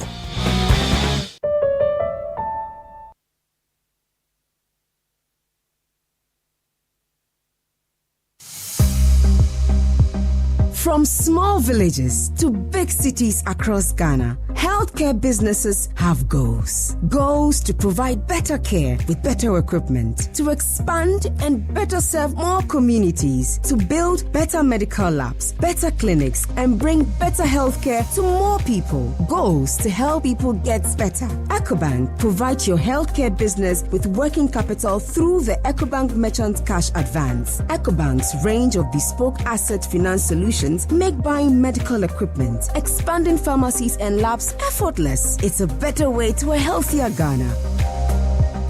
Open an EcoBank account for a healthcare business now. Contact EcoBank via 0800-003-225 toll free or businessassist@ecobank.com for more. A better way, a better Africa. EcoBank, the Pan-African Bank.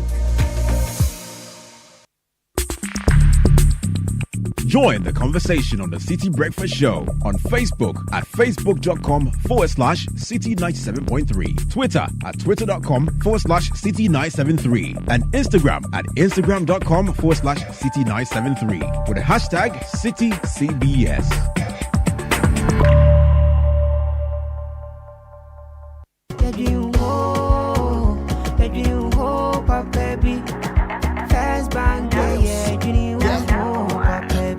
Looking for a bank to rely on? Let me give you a shoulder to lie on. Would we sick to bank be no lie? Only one place where I get my eye on. Make I introduce you all to First Bank, the best services in the world, first rank. Customer service, everything is well planned. I make music, I travel, I sell land. They be my reserve tank. Cause every time I know my money's safe. Universal banking, it's in me here on the date. I'm a busy person, me no need time to wait. Now I got to Spain, even when I'm in the States. My me blue shirt. They tell me office a chilling, but who cares? Cause I bank with the best. I'm lucky, I'm too blessed. When it comes to First Bank, it's too west. Everything is you first. Woo! Nobody feed you, I'm like us. First Bank, we treat you first. Treat you first. Somebody see yeah. Think about you first. Think about you first. You first. First Bank. Auntie T, I beg, fix me go betete Ghana. No gari, no oil, no plantain, just beans then eggs. Hey, bruh, that be dangerous combination, no? Problem no day. I feel handle am. For Telecel, with the Bob say everybody gets what they like. That be why Made For Me bundles day. Based on your usage, you fit get your own data and call packages. Fala! Made For Me bundles like the way you the want town. That *530#, then buy Made For Me bundles today. Telecel, connecting energies. The wait is over. The deals are here. It's Big Red Weekend for 3 days only. ShopRite brings you massive savings of up to 50% off. Like 450-gram Lily Spaghetti, only 8 CDs. 500-gram Good Start White Oats Porridge, just 17 CDs. 130-gram Pepsodent Toothpaste, just 17 CDs each. 180-gram Geisha Bath Soap, all variants, only 20 CDs each. Don't miss out. This weekend only. Get up to 50% off. Only at ShopRite. Ladies and gentlemen, the wait is over. Educata Ghana is here again. Ghana's leading exhibition and idea factory has put together an insightful and interactive exhibition and conference with an involving panel discussion, on-site trainings, and a job expo. Come and explore trends and network with relevant Ghanaian and German educational and industry players. At Educata Ghana 2024, you get to learn more about educational, apprenticeship, and employment opportunities in Ghana and in Germany. Date, September 16th and 17th, 2024. Time, 8 a.m. to 5 p.m. daily. Location, Kofi Ohene Konedu Auditorium, University of Professional Studies, Accra. Don't miss out on Educata Ghana 2024. To register, visit educataghana.com/register. Attendance is free. Organizers, Delegation of German Industry and Commerce in Ghana, German Sparkassen Stiftung Western Africa. Sponsors, Ghana European Center, Siemens Stiftung, Konrad Adenauer Stiftung, Ghana NRW University Alliance. See you there. Hey, my friend, let us walk quickly and get away from this dog. Oh. Indeed, we should. Amadu's dog can be wild sometimes. You know what? It is safer to walk away from it. Hey, this dog won't stop barking at us. Oh. It's even getting closer. Who knows if it has rabies or not? That dangerous disease. Wait, gentlemen. Our dog is in chains and would not come near you. My husband ensures Bingo, our dog, is vaccinated annually to prevent rabies.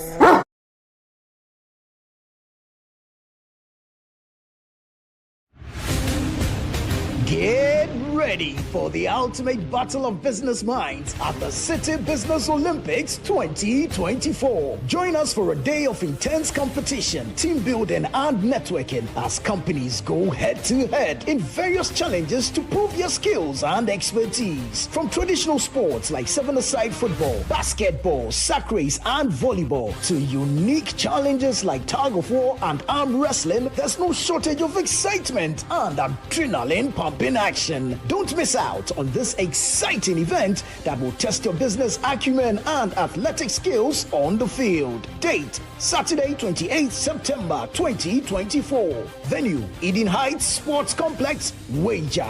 Time, 8 a.m. Call 0558-973-973 for details on how you can participate and showcase your company's talents at the Citi Business Olympics 2024. Get ready to compete, collaborate, and conquer. The Citi Business Olympics 2024 is powered by Channel 1 TV with support from 97.3 Citi FM and proudly sponsored by Piva Beverages, Blue Jeans Energy Drink, Bethel Logistics, experts in shipping logistics, and Lozati Lozenges from Unicom Chemist Limited.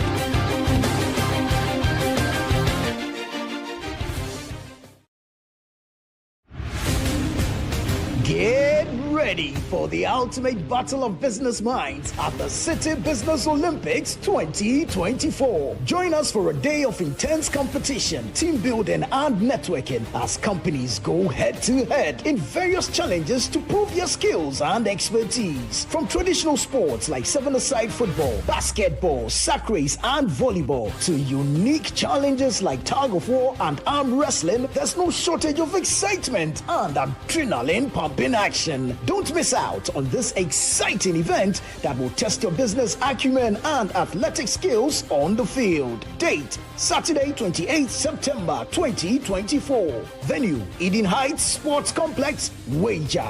Time, 8 a.m. Call 0558-973-973 for details on how you can participate and showcase your company's talents at the Citi Business Olympics 2024. Get ready to compete, collaborate, and conquer. The Citi Business Olympics 2024 is powered by Channel 1 TV with support from 97.3 Citi FM and proudly sponsored by Piva Beverages, Blue Jeans Energy Drink, Bethel Logistics, experts in shipping logistics, and Lozati Lozenges from Unicom Chemist Limited.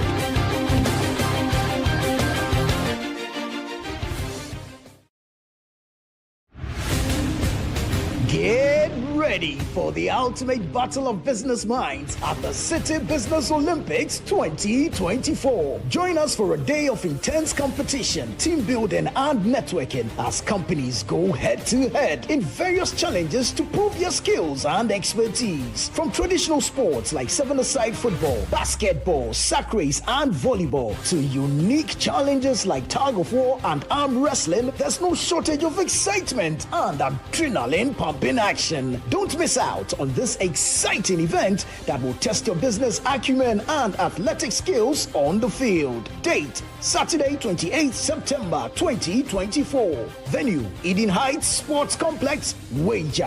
Time, 8 a.m. Call 0558-973-973 for details on how you can participate and showcase your company's talents at the Citi Business Olympics 2024. Get ready to compete, collaborate, and conquer. The Citi Business Olympics 2024 is powered by Channel 1 TV with support from 97.3 Citi FM and proudly sponsored by Piva Beverages, Blue Jeans Energy Drink, Bethel Logistics, experts in shipping logistics, and Lozati Lozenges from Unicom Chemist Limited.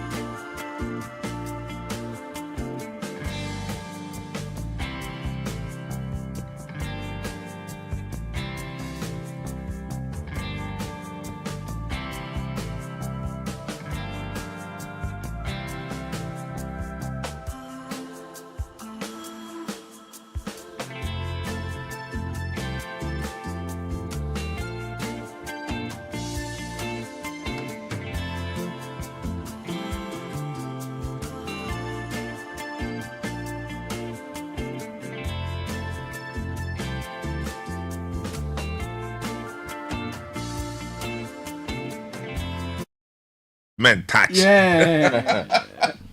Well, big questions for the one of my mates from GSS. Yeah. The tree rendition of Things Fall Apart and your matter to talk. No,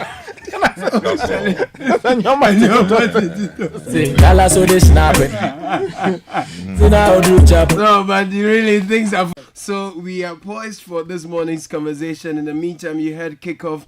Bernard Abekoche was here earlier with Kickoff is brought to you by Zonda. Zonda Ghana Limited is your one-stop shop for quality trucks like Shantui bulldozers, excavators, graders, payloaders, TX trucks and oil tanks, all made and assembled right here in Ghana. At Zonda Ghana Limited, we don't only create opportunities, we provide top-notch after-sales service for all your heavy and light-duty trucks and machinery needs. We are located on the Tema Aplau Road, off the Tema Aplau Road. That's where our head office is. We have 7 branches across the country. Call us now 050-177-2222 or 050-177-3333. Zonda, built in Ghana, building Ghana. More pass mark for money we will share blood. Now listen, money is difficult to come by today. That's why it's even more important that you buy trusted and time-tested brands that the majority endorse when making a purchase. When it comes to water storage, you know, we have Galamsey to deal with. We don't have enough water, so you have to store water. Polytank is what everyone buys. We've been around for more than 30 years. Grab Polytank today. Go for guaranteed quality. Choose Polytank. Polytank near Papa Noa near. But be mindful though, Polytank does not request for Momo payments online. Now, I know many times you're not very satisfied with the public service delivery you get. That's why we have the Citizens Eye mobile application. It is one that allows citizens and non-citizens to report suspected cases of poor service delivery, whether in the hospital, public establishment, mismanagement of public resources, abuse of government, just name it. The Auditor General is trying to use the Citizens Eye mobile application to get these issues reported. It will help him have information on which areas of the public service delivery require urgent attention for corrective action. So what you have to do is to download the Citizen Eye mobile app on Google Play Store and apply and Apple Store. You access the application on your browser also via www.audit.gov.gh. The Citizens Eye mobile application is powered by the Ghana Audit Service with support from the German Federal Ministry for Economic Cooperation and Development and the Swiss State Secretariat for Economic Affairs through GIZ. Now, if you are thinking of, advancing your career, or you want to start your business, or you want to go on advanced studies within 6 months of graduation, then Ashesi is your number one choice. Ashesi graduates are leading successful careers all over the world, from Accra to Nairobi, London to New York. They are there. Visit ashesi.edu.gh to find out more. Remember, admissions are ongoing. The 21st of September is a very, very big day because Zenith Bank is organizing the Zenith Bank Health or the Zenith Health Walk. Go to Zenith Bank's head office, Zenith Heights, 6 a.m. on Saturday, 21st September. Walk around for your health, make friends, network, and build relationships from there. Call 0302-680-884 to find out more. Zenith Bank, in your best interest. The 12th of October, note that day because the IDP Education Ghana is holding a fair or a session between 10 a.m. and 4 p.m. It's happening at the Mervyn Peck Ambassador Hotel. Meet with reps from over 50 top unis in Canada, USA, Australia, and the UK for free. And this is for those in final year high school. You are a graduate, you're a student, you have big dreams of studying abroad. Just have that on your calendar. 14th or 12th October, Mervyn Peck, between 10 a.m. and 4 p.m. The IDP Education Ghana Fair is happening. It's the IDP Study World Expo.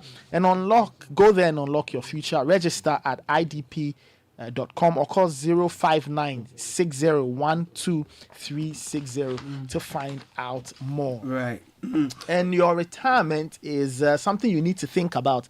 So if you want to ensure that during your golden years you can get a monthly income that comes in consistently, the Old Mutual Retirement Salary Plan is for you. Simply invest a lump sum into the plan and start receiving monthly income to enjoy your perfect retirement. Call Old Mutual today on 050-453-4333 or visit oldmutual.com.gh. Old Mutual do great things every day.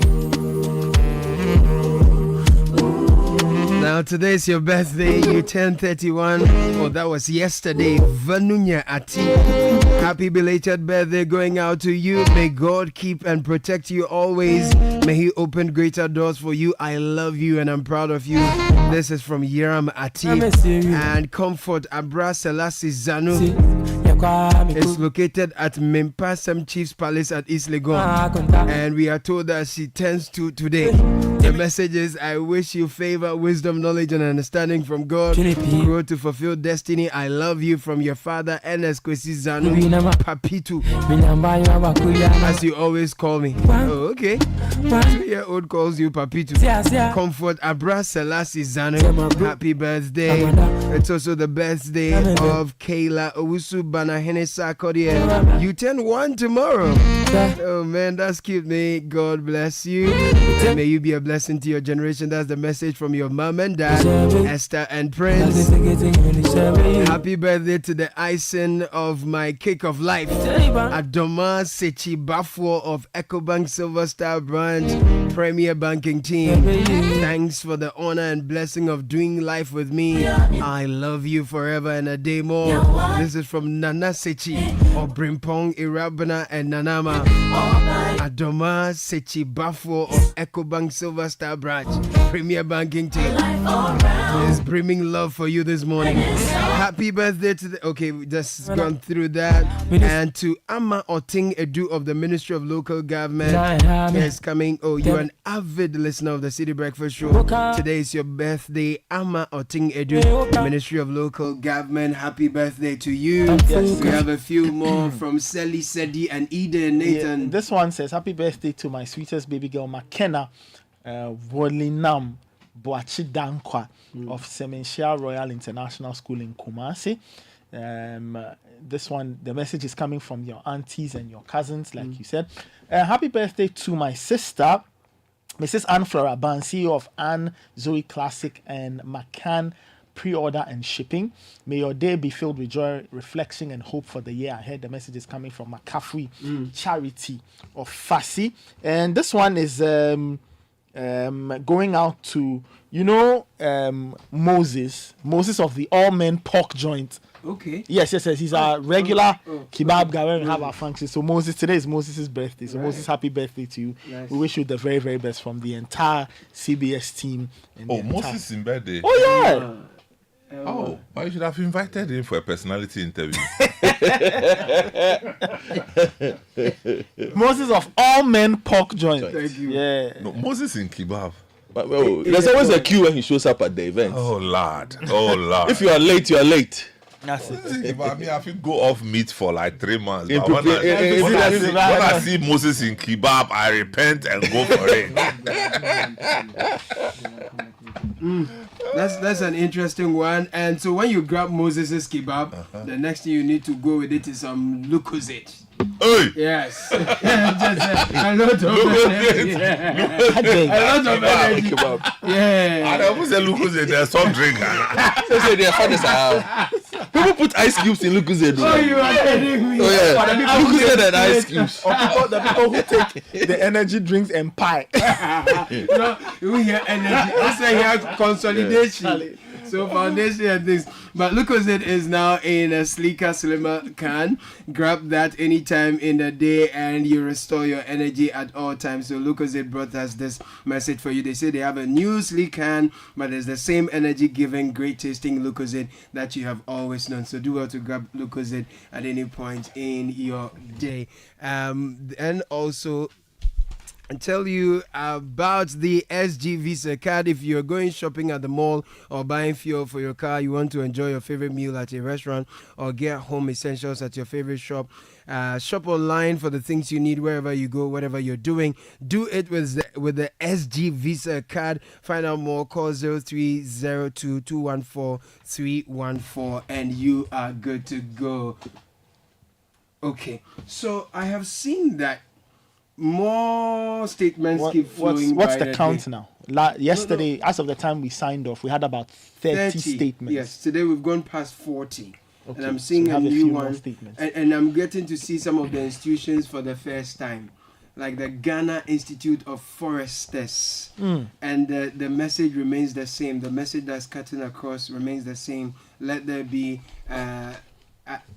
declare a state of emergency, ban small-scale mining for some time. Let's tidy up things. We have some updates though. The minister in charge of the sector has been speaking to Umaro Sanda. We'll bring you that. His deputy, George Mekuduka, has also been speaking, and we have all those statements we'll be bringing you. But Nathan, Guta has also been speaking, right? Yes, and Guta. We have some voices here. Usually you find them in the business space, but they have also spoken. They've also added their voice. I want to hear from the minister.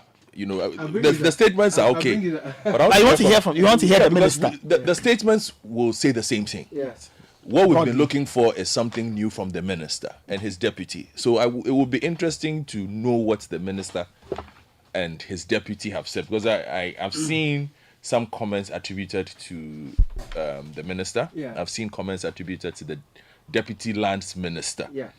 So if we can hear what they have to say on this matter, and it's important that they came out, and I must say I'm proud of the work that has been done. It's been done before. It's sad that we had to start it again. Yeah.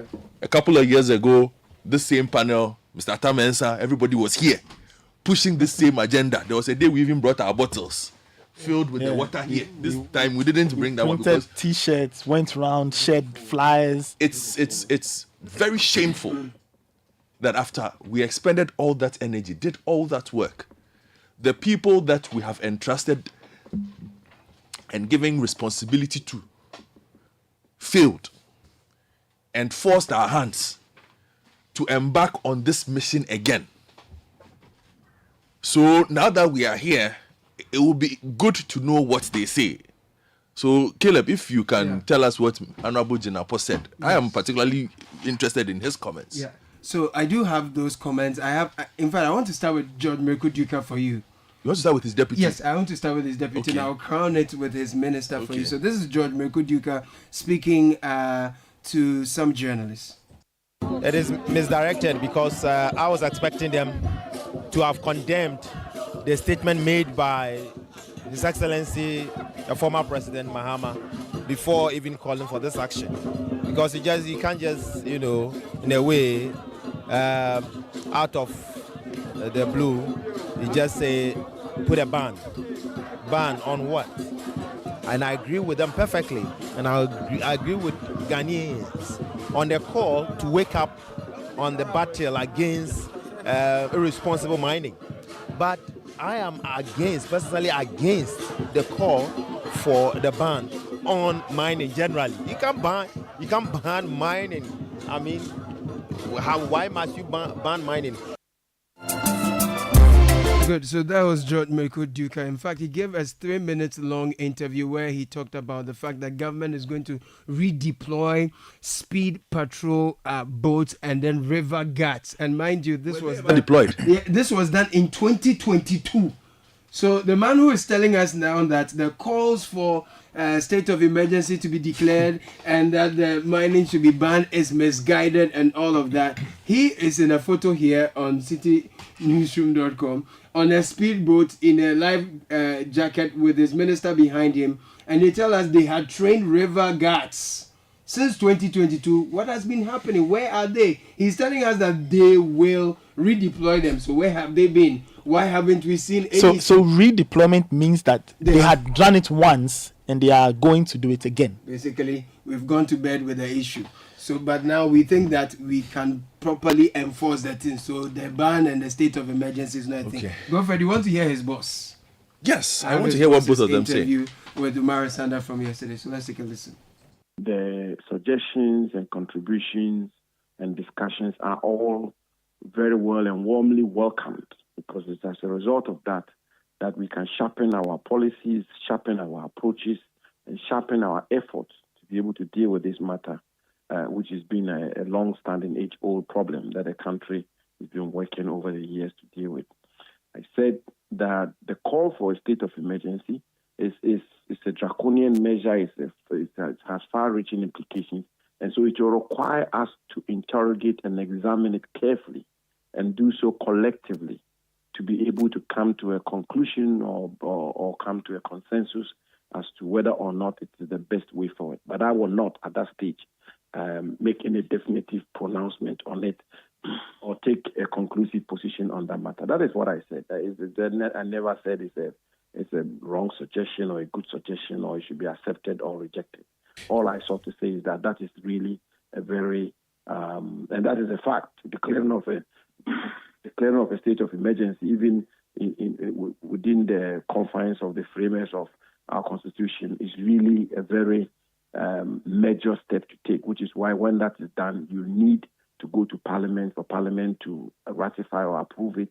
And I think every month or so, every 2 weeks, you still have to go to Parliament for Parliament to approve it. So it's such a major step to take, and therefore it will require a lot more comprehensive, detailed examination for us to make a determination as to how to move forward. The suggestion that I said is it should be rejected or not accepted is totally wrong.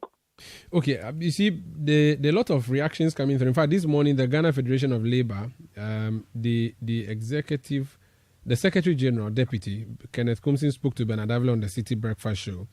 He didn't take kindly at all to that comment of yours, which was played on the Breakfast Show. And he is actually asking for you to resign, saying that you clearly do not understand what the problem is, so you cannot fix it if you do not think that state of emergency is the way out of this. Well, first of all, as I've just been explaining to you, with the greatest of respect, he must have then responded to a matter that is completely misunderstood. I never said that it should be. It's not the way to go. I just said it is a far-reaching measure to take, and it's indeed a far-reaching. If you look at situations where state of emergencies are declared, you have to examine it carefully. You have to be very satisfied that there is a need for it. That is far from saying there is no need for it. To say that we should have a proper examination and interrogation, I went even as far as saying that doesn't lie within my bosom. That is really the mandate of the president or the prerogative of the president. But it will require an examination. It will require further thinking and consultation as to whether or not that is the way for us to go. There's a gulf between that and saying that it is not needed. So you reacted to the wrong thing. Okay, so you are not the Attorney General, so you may not be the principal legal advisor to the president. However, you are his principal advisor on natural resources. If you came to it and that discussion comes up, based on everything you know in the sector that you have been managing for the past 3 to 4 years, do you agree with the call that is being made for a state of emergency to be declared? Some are saying 6 months, some are saying 3 months, so that all boots should be deployed so that every mining activity, whether legal or illegal, is stopped until we see some solution of a sort before we can then see how we're going to proceed further. If you had to give the advice to the president, would you take that path or you have a better route? Well, all of these are on the table and all of them are being examined. So let's see what comes out of that. Very well. But for many people who are listening, we have been fighting this for the better part of the last 10 years, and yet it appears we are still struggling. The pictures that are coming, the videos coming through, where is the problem coming from? Is it a government failure? And if it's a government failure, how can the government fix it, at least your government, over the next 3 months before we get into the election? Because it's a very critical issue. Well, as I said yesterday, a whole lot of review has been done. We have to continue with our efforts, and in some cases, we have to sharpen them. We have to enhance or ramp them up, and that is exactly what is being done. And in the days and weeks to come, as I said yesterday, we will see that the law enforcement apparatus will very much heightened the enforcement wing or the first enforcement approach or mechanism to dealing with this matter of illegal small scale mining. As I said yesterday also, this matter cannot be an event. We have to be persistent, we have to be concerted, and we have to be fully committed to seeing through the measures we are putting in place to deal with this matter of illegal small scale mining. So we should expect some more deployment or fresh deployment by the soldiers. We can't. Well, as I say, the security agencies will make a determination as to how they will go about this. And even if I'm privy to it, I shouldn't be putting this out here. But I'm saying to you that we will not relent on our efforts. As you've rightly pointed out, I've employed all kinds of measures, including the burning of excavators. So many measures have been put in place over the period. The most important thing is that we do not relent on our efforts and we remain committed and focused on the fight. Okay, so that's the sector minister clarifying his earlier statement about the calls on a ban and declaration of state of emergency being draconian and far-reaching. We've heard his deputy also say that it's a misguided call, it's misdirected.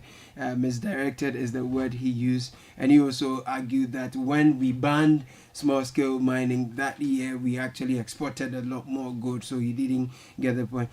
So when I listen to... be careful. Okay, good.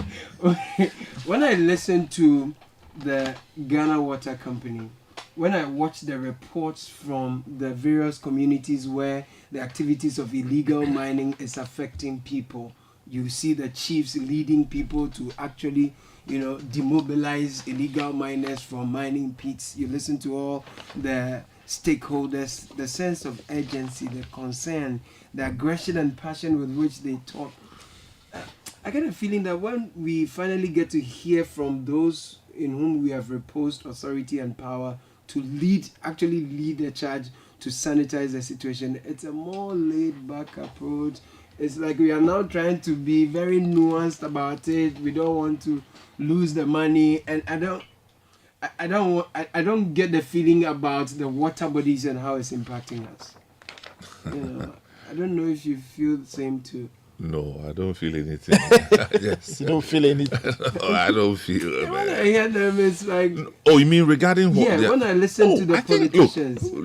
Let me pick Jinapo's statement. Yeah. I think he's been very careful. He's been very careful, and I can understand. He knows a bit too much, or he actually knows too much from different angles. So he says that, the call for a ban, the call for a state of emergency may be draconian. And I do agree. But my next question is, what is wrong if it's draconian? Really, what's wrong with that? I mean, the fact that it's draconian doesn't suggest that it's unlawful. Being draconian only means that it's harsh, it's severe, or maybe excessive. But if you are faced with a major disaster of this nature, you don't have to be harsh. You think you don't have to be harsh in resolving it. You have to go beyond the normal. And so the fact that it's draconian is okay. Because you see, the sacrifices that we will have to bear in solving this far better than what we are having to lose in letting it roll the way it's going. So, Jinapo, yes, it's draconian, but we indeed are calling for draconian measures. That's what we are calling. We are saying, you said that it has to go to Parliament. Who told you that it's forbidden to go to Parliament? Who said to you that? Who's preventing you from taking it to Parliament if you have to go to Parliament? We are saying that there has to be at least a temporary halt so that we can review. Frankly, Jinapo is the person who the buck stops with him as far as this is concerned. He has not come to account to the general public how he has managed this sector as far as Galamsey is concerned in the last 4 or 5 years. He hasn't said anything. Maybe I missed it. But if you come and tell us that we are reviewing our methods, you are doing so and so and so, we don't know. The only thing we know is the outcomes. And the outcomes are bizarre. Absolutely embarrassing. So if we will judge based on the outcomes, then you have failed. And we are not asking you to admit that you have failed, because we know that you have failed. And we are feeling the failure. And it's getting worse by the minute. To the extent that communities have started taking the law into their own hands, to exact punishment. And you like that as a lawyer? So we are saying that let's harness everything within our means so that we can bring restoration to our own environment, our water bodies. Now, I have been in this cycle, this private media thing, for almost 3 decades, 30 years. I have never witnessed any occasion where civil society organizations, associations, professional bodies, faith-based institutions have come together with this kind of uproar over something that is happening to this country. Yeah. And then the deputy minister says what they call is misguided. His statement is misguided and heavily incompetent. His statement is misguided, ignorant, and heavily incompetent. That guy should be dismissed today. If anybody is listening, that the call is misguided, that we are calling for a temporary ban. You are asking us how we can ban. Are you serious? Which books are you reading? You know, this thing where people think that when they become politicians and ministers, it means they are more sensible than anybody. This is the problem. You are sitting there telling us Catholic bishops have written a statement. Apostolic fathers, Ghana Pentecostal Council, the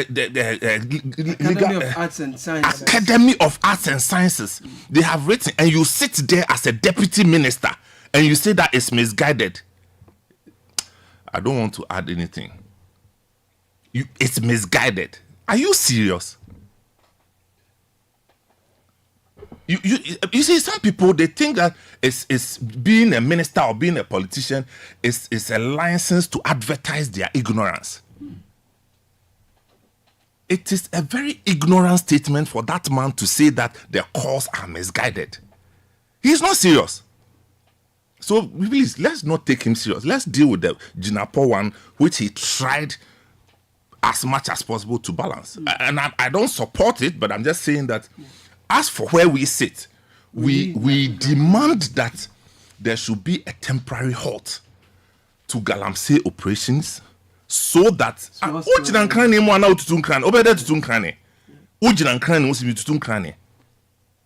misguided. When the Otunfo was sacking chiefs, did you tell him that it's misguided?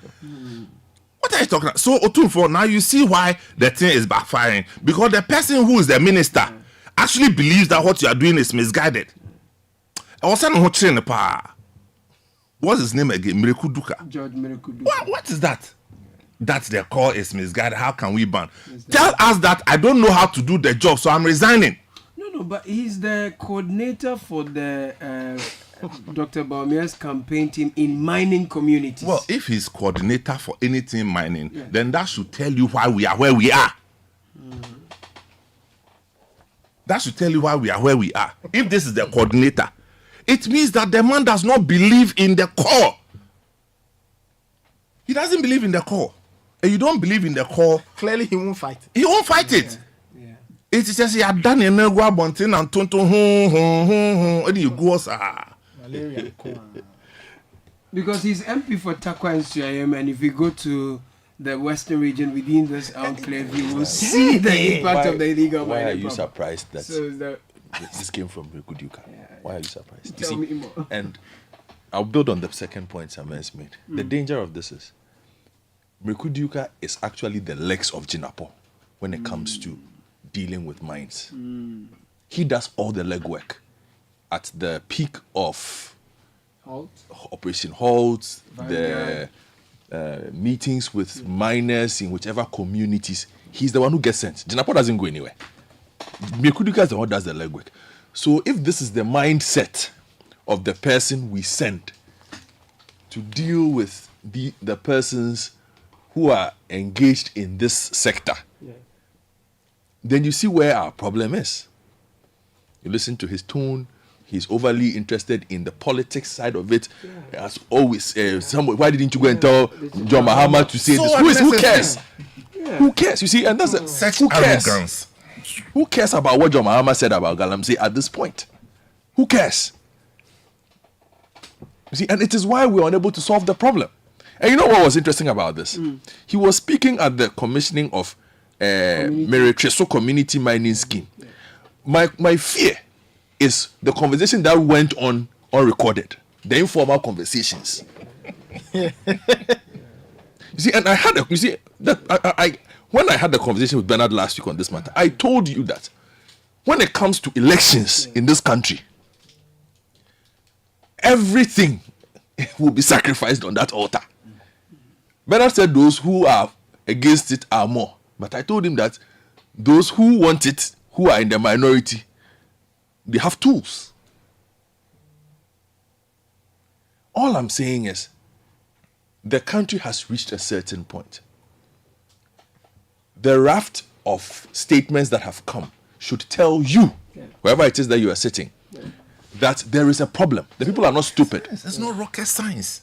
Deputy minister, you don't know more than the professional foresters. They wrote the statement. Then give me the statement from the foresters. You should read the statement. And you say that's what. This is. I want to see I want the official title of the group. That guy is the Ghana the Institute president of should sack him. Foresters. Nanado, sack that Mekuduka man. Sack him. Dismiss him. He's an embarrassment to the government. For this useless statement that what? We don't know what we are talking about. Ghana Institute Academy of Arts and Sciences, they don't know what they are talking about. Misdirected. Do you understand? What academic? Please don't even start. So Nanado, sack the man. I am saying sack him. He's embarrassing your government. You know, and again, the tone you get is, and even from Mr. Jenapo to a point, everyone is overreacting. That is the tone and the feeling I get.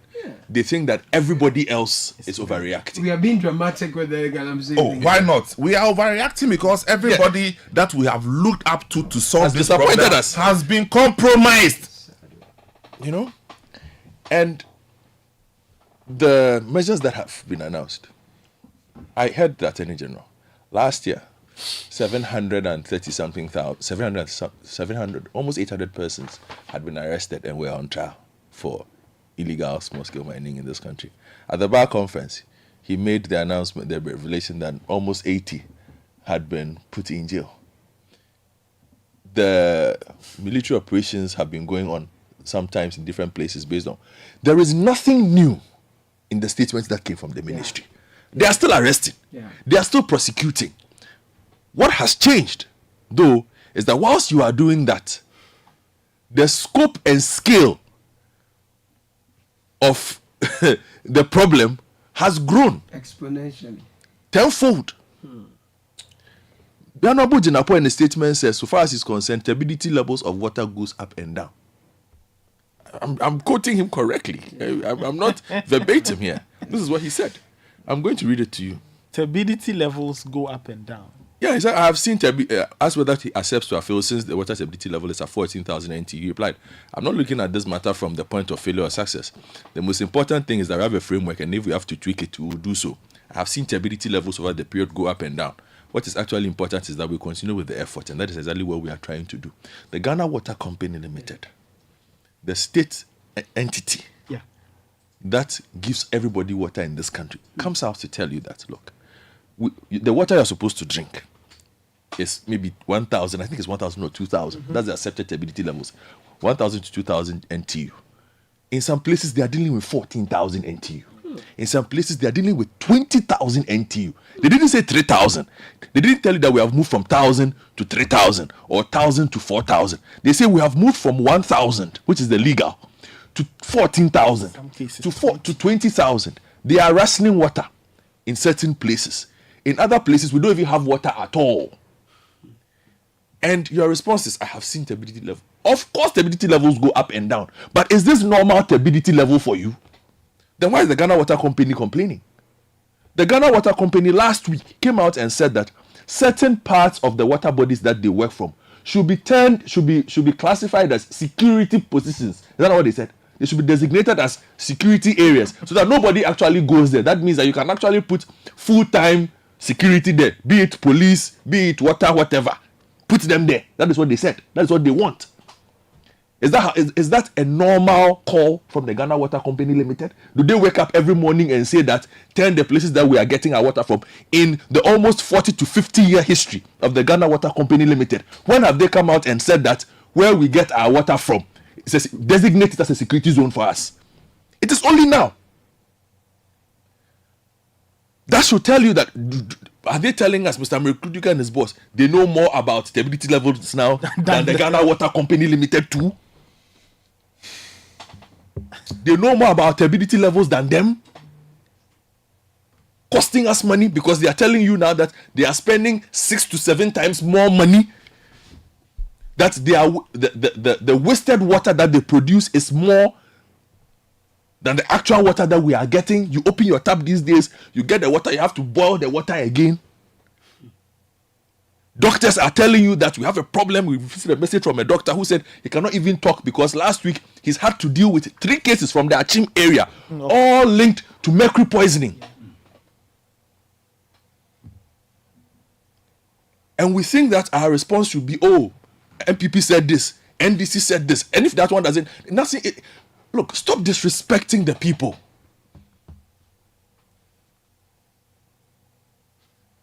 The tone and the weight of the message that emerged from the minister and his deputy completely do not match the urgency of the situation. And it tells me that they're not going to do anything about it. We'll send a few soldiers into the forest as usual. What are they going to do?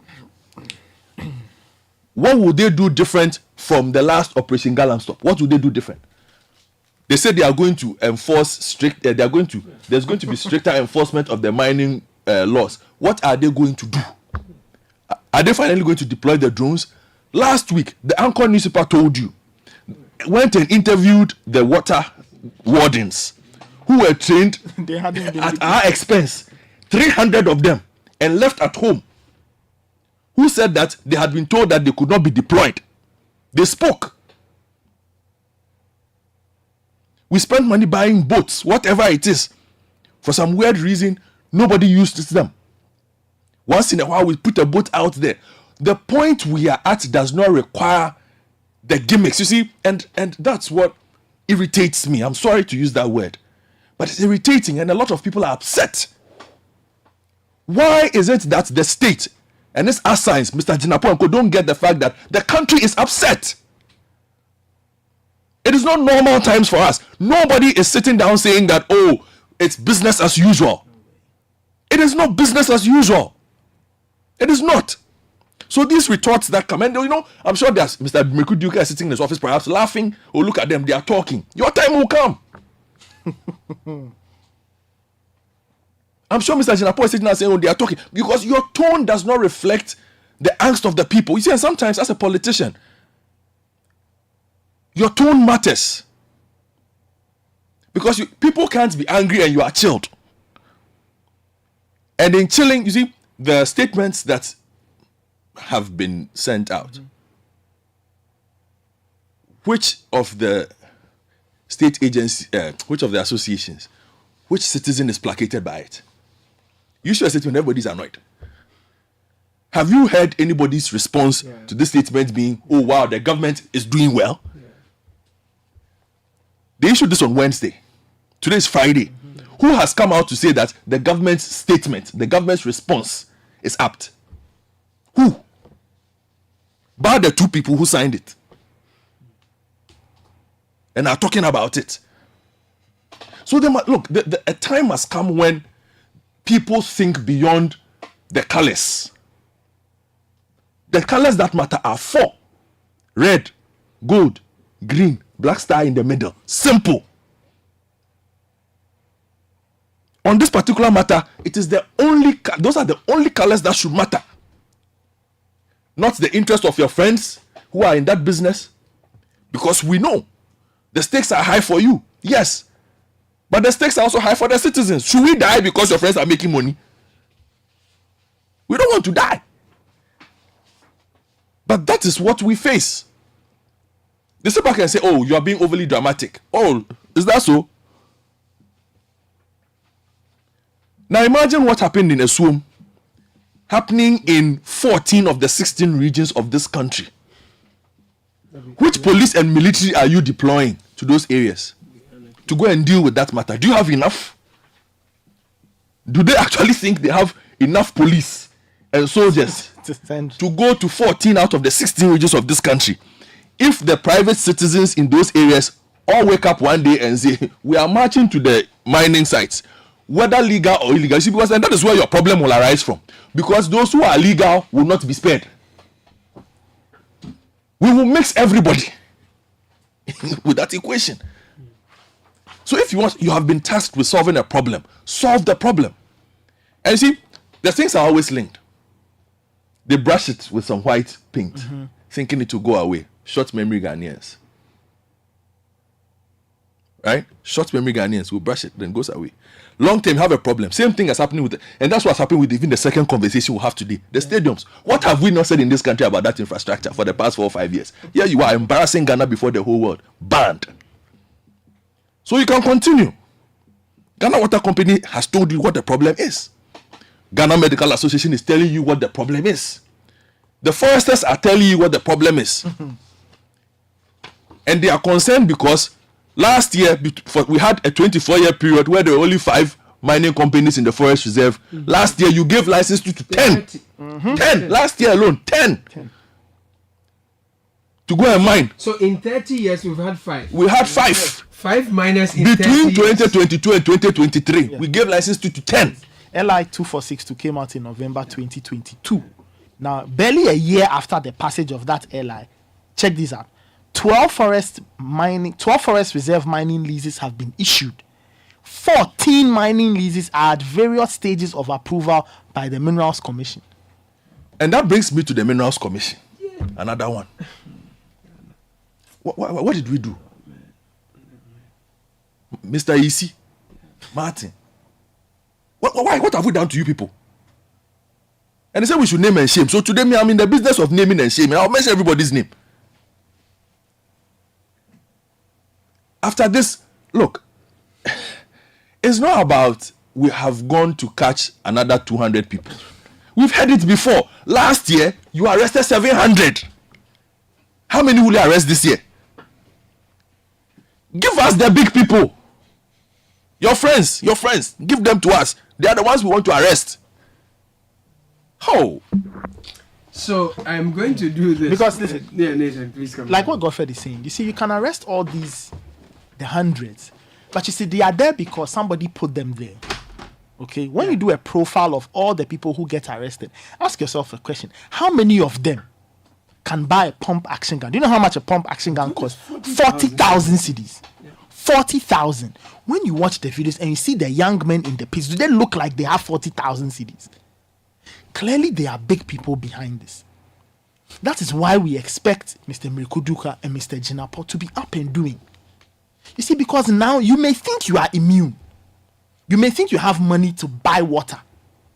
One day, your relative somewhere will not be able to buy water. And that is where we are getting to. Because Ghana Water is struggling to give us water to drink. It's why they are rationing water. That is on one side. On the other hand, look at the amount of forest cover we are losing. We are cutting down trees. We are not replanting. And the weather is going haywire. And we are wondering what's happening. It's because we are doing things to harm our own selves. Check this out. The Ghana Foresters Commission says our current forest reserve is far below the minimum 10% of the total land area targeted for environmental protection. So meaning that as a country, if you want to preserve or you want to protect the environment, your forest cover needs to be at a certain amount or at a certain level. We are far below the minimum 10%. Why? Because we started mining in rivers. Now we've jumped into forest reserves. Why are we mining in a reserve? What the word reserve means, it's kept away for something. But no way. We've approved or signed LI 2462. And we've opened the door, like Kwame Eugene's song, open gate. We've opened the gate. And we are mining day and night, cutting down trees, diverting water courses. When they show you the pictures of the water bodies, it's disheartening to think that a country, God placed us here, blessed us with all these things, and we've decided on our own volition to destroy the things that will keep us alive, water and forest. Anyway. So here's what I'm going to do. I'm going to bring you back George Mekuduka's voice. Earlier, what I played was shorter. This is 3 minutes. It will give you the full scope you will gain his tone better from this one. So let's bring you George Mekuduka again. A call by the organized labor on the ban of small scale garment is misdirected.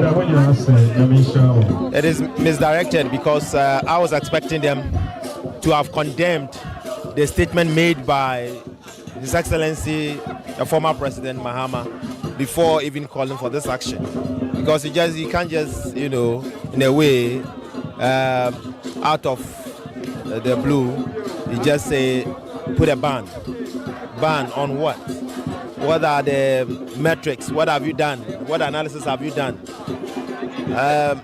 The statement that President Mahama made was unfortunate. So why didn't they, in a way, ask him to apologize? Secondly, yes, people are destroying our river bodies. There are measures we need to take to clamp down recalcitrant who are destroying our river bodies. And I agree with them perfectly. And I agree with Ghanaians on the call to wake up on the battle against irresponsible mining. But I am personally against the call for the ban on mining generally. You can ban mining.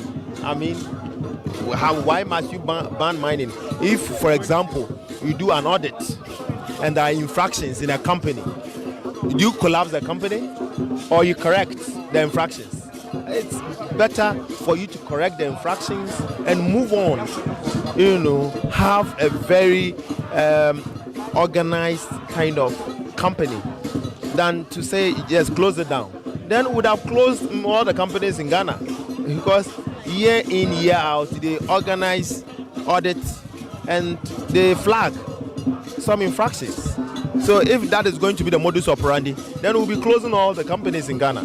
So I don't think that is the way to go.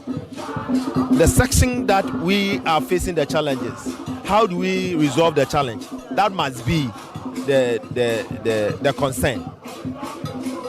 What would be the way to go? The way is for us as a government, we will be deploying the river guards soon. It's been adopted in Peru, it's been adopted in Brazil, China, and it worked. Recruiting people from the communities along the river banks and making sure that they are uniformed, they are trained. Currently, we've trained no less than 300 people. The Naval Command took that responsibility and trained this youth. So we'll very soon deploy them to protect the river bodies. That is all that we need. Let's permanently protect the river bodies. As we have the forest guards, let's also have the river guards. We're going to procure them with body cams. So as they work, we know at any point in time what they are doing. We have a tracking room in Accra where we could track also the activities along the river banks. That's what we intend doing. We wouldn't listen to a call that is not in a way purporting to resolve the challenge. Calls must be made to resolve a problem. So if you ban, what next? If you ban, interesting and ironically, in 2018 that we banned mining, we tend to produce more gold in Ghana than any other year. So that must tell you that is not the solution. In 2018, when we banned mining, we produced more gold from the small scale mining sector than any other year. So it means it is not the solution. The solution is to find where the challenge is and resolve. Thank you. Yeah, that was the full interview that he gave journalists. And you see, when you look at the solutions he gave, right? When you look at the solutions he proffered, which he says are better than the calls people are making, this, which is the declaration of state of emergency and then banning the mining for some time. He says that those are misguided and misdirected. Rather, we thank you. Yes, but listen to what it's he either. said. Let me show you. It's either. It's either he doesn't care, or I don't mean. It's pretty obvious. It's pretty obvious he doesn't care. Is he saying he hasn't seen the water bodies? Is he saying he hasn't seen what's happening in the swamp? Does he not read the newspaper? Forget that. it would be hard for him to say so because of where he comes from. Of course, there are water bodies there. People are mining there. He comes from the heart of mining. See, and I'm trying to remind listeners that for all the measures he proffered, which he thinks are superior to the cause that the Ghana Academy of Arts and Sciences and all the, organized labor and civil societies have proffered, they have been doing this since forever. In 2022, government deployed patrol boats, river guards to tackle Galamsey. Kojo Ajiman wrote this story. Kojo has now left and is living somewhere that water bodies are clearer. It says government says it is hopeful that the introduction of speed patrol boats on Galamsey affected water bodies will yield the needed results. In a bid to curb the activities of illegal miners on water bodies, government has commissioned 5 speedboats. It's been 2 years. Where are the speedboats? The move is also to take the Galamsey, the fight against Galamsey to river bodies across the country. Now, speaking to journalists after commissioning of the boats, the sector minister Samuel Abdullahi Jinapo expressed optimism, adding that the move will be a game changer in Ghana's quest to win the war against illegal mining. Here's a quote. Most of the rivers in our country stretch a great distance, and it is almost impossible for anyone to monitor these enclaves to ensure that we rid them of illegal miners, small-scale miners. With the acquisition of these boats and the recruitment of these guards, it means that the major rivers in our country are going to be monitored constantly and going to be a major intervention in clearing the river bodies of our country.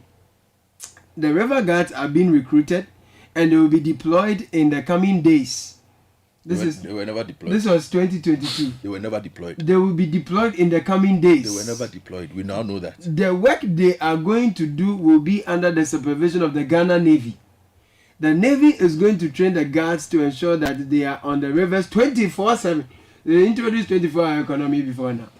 And that is going to have a lot of impact. So the impact of what we are seeing can be best measured by what Ghana Water Company is telling us and what we feel across the country. Our taps are not flowing. Turbidity levels are out of reasonable limits. 20,000 NTU. Hey! So when we are calling for draconian measures, it means that you have been sleeping on the job, and so now people want you to wake up and take more drastic, action. Because if you treat a sore lightly, and now it gets worse, what is done is they amputate you. Exactly.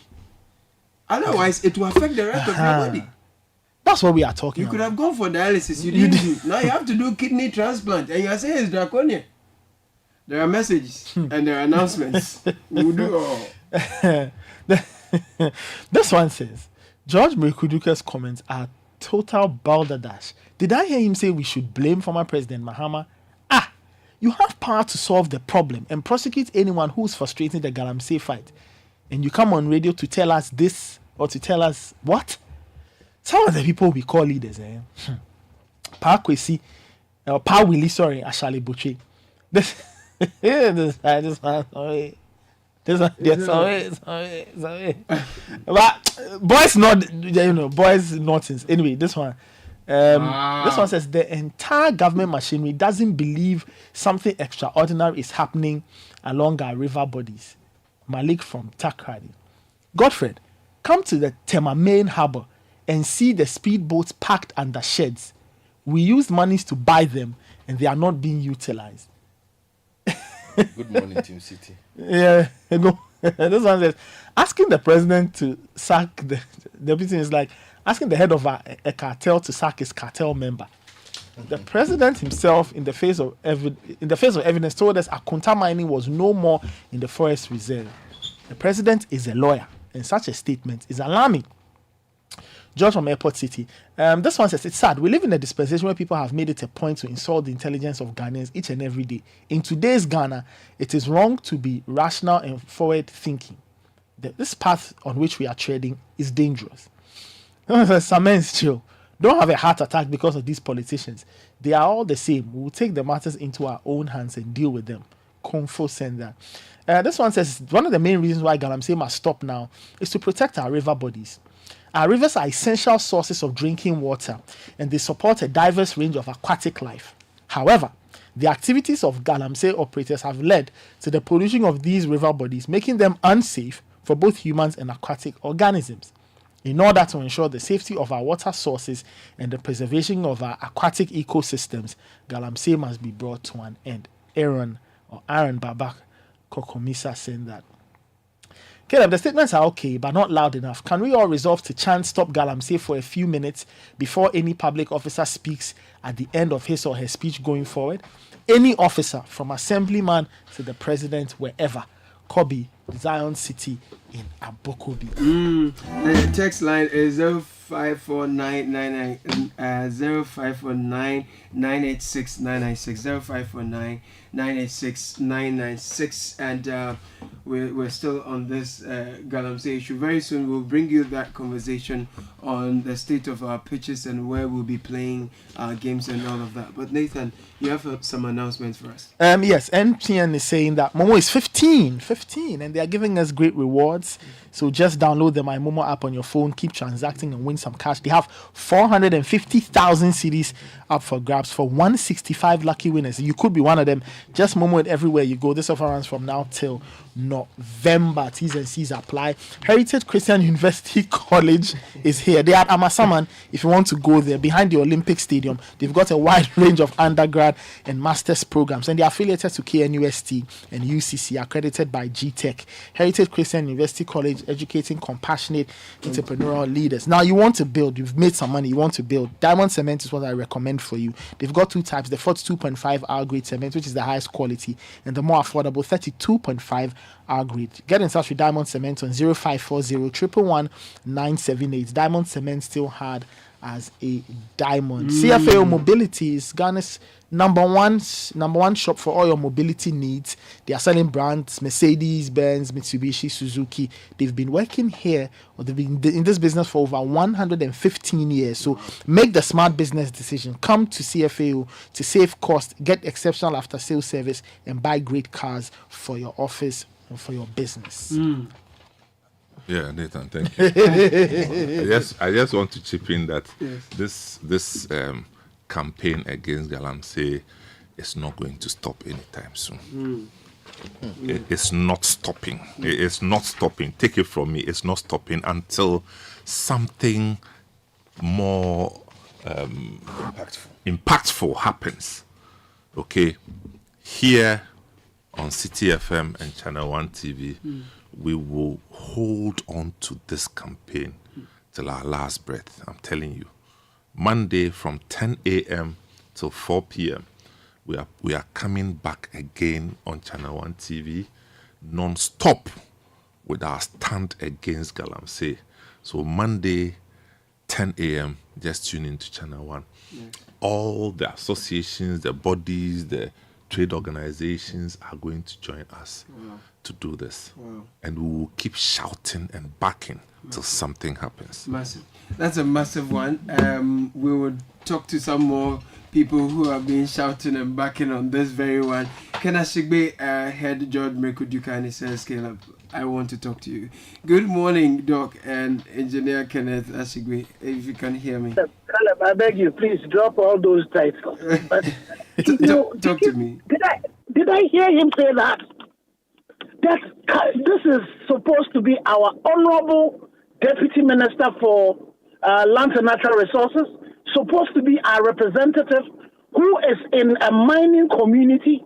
This is the same man. I pointed out to him the Heritage Imperial, who had been given an exploratory license and were involved in an illegality on a TV program. Up to today, he's not done anything about it.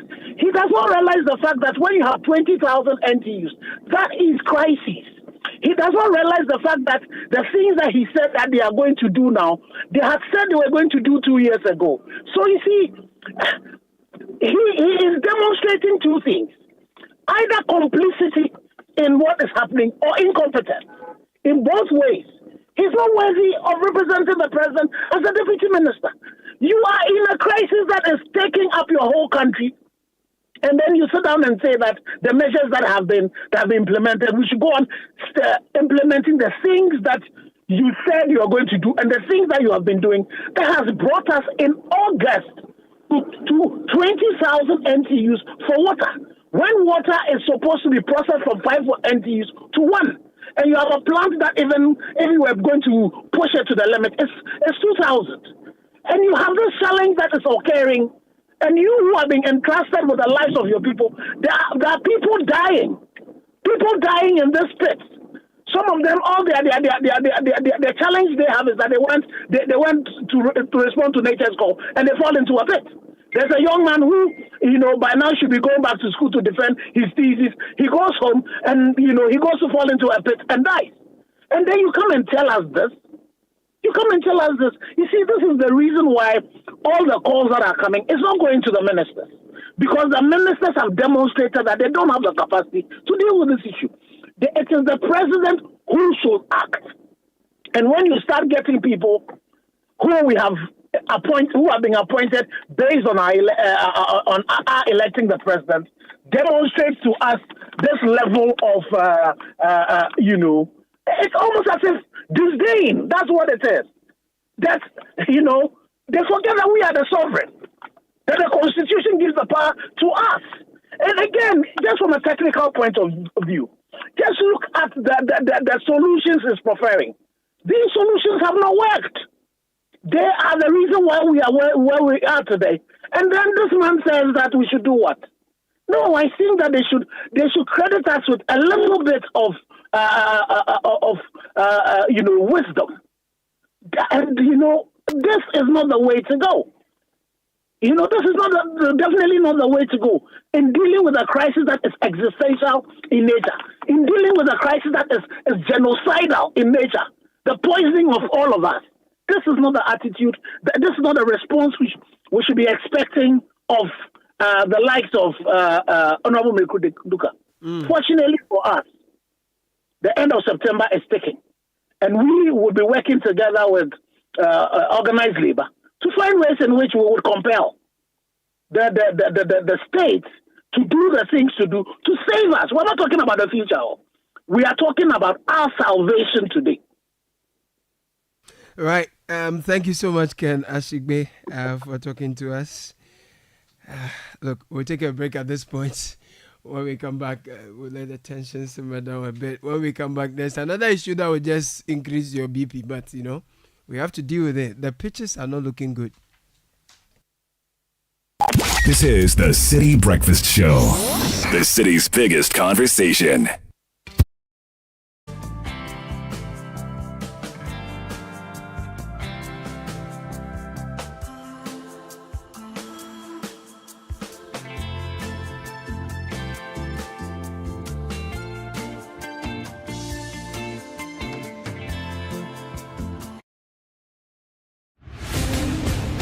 Get ready for the ultimate battle of business minds at the Citi Business Olympics 2024. Join us for a day of intense competition, team building, and networking as companies go head-to-head in various challenges to prove your skills and expertise. From traditional sports like seven-a-side football, basketball, sack race, and volleyball to unique challenges like tug of war and arm wrestling, there's no shortage of excitement and adrenaline pumping action. Don't miss out on this exciting event that will test your business acumen and athletic skills on the field. Date, Saturday, 28th September 2024. Venue, Eden Heights Sports Complex, Wager. Time, 8 a.m. Call 0558-973-973 for details on how you can participate and showcase your company's talents at the Citi Business Olympics 2024. Get ready to compete, collaborate, and conquer. The Citi Business Olympics 2024 is powered by Channel 1 TV with support from 97.3 Citi FM and proudly sponsored by Beaver Beverages, Blue Jeans Energy Drink, Bethel Logistics, experts in shipping logistics, and Losati Lozenges from Unicom Chemist Limited.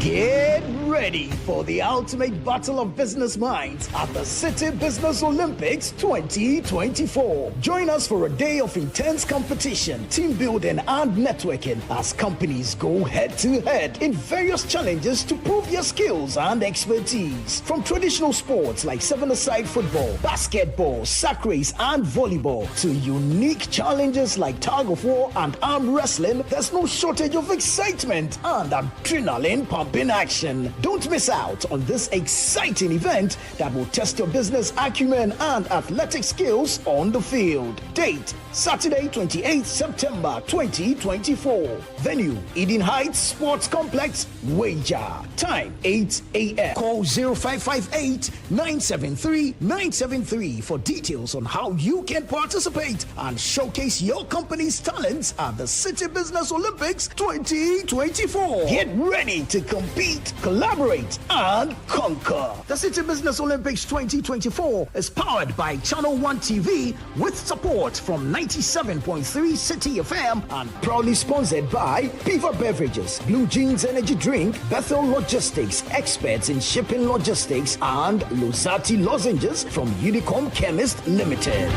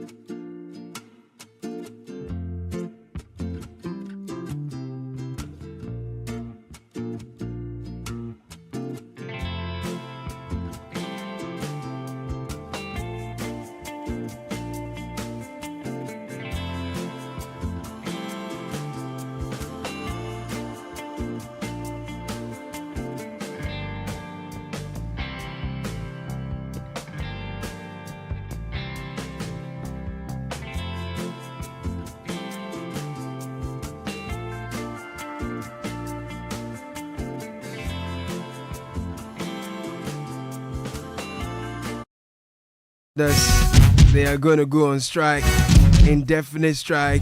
We've heard that from UTAG.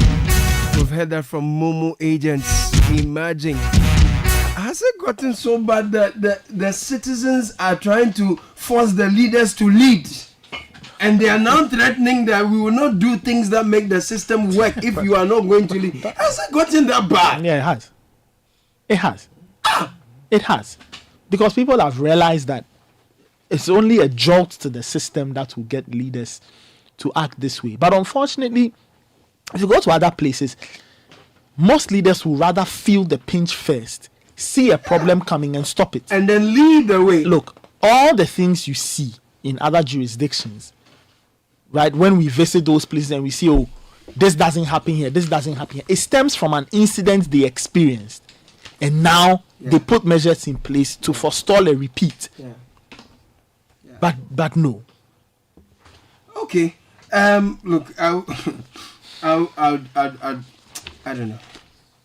Listen. But that's not the only problem on our hands. Yeah, we have our pitch issues. Now, on top of all the bad news we are hearing and every stress that is here, you don't need to have a bad mattress in addition to not having water flowing through your taps. Get latex foam. They have, showrooms across the country. They have all the products with you in mind and your comfort and relaxation. Call these numbers 0302-231-155 or 0302-008499. Their website is www.latexfoamghana.com, and then you're good. Now get Twitsco to power your morning. Twitsco is from the producers of Cowbell. It's a powerful chocolate food drink with a blend of premium cocoa powder. It comes in 20g and it goes for just 1 cedi 80 pesos. You'll find one in a neighborhood store near you. That's for Twitsco. They are producers of Cowbell. Now, the holiday season is almost coming to an end, but you can still treat your kids to exciting and educating contents like Disney Junior, Jim Jam, GoTV, etc. It's non-stop entertainment that will keep them entertained going all vacation long. So dial *759# now to stay connected.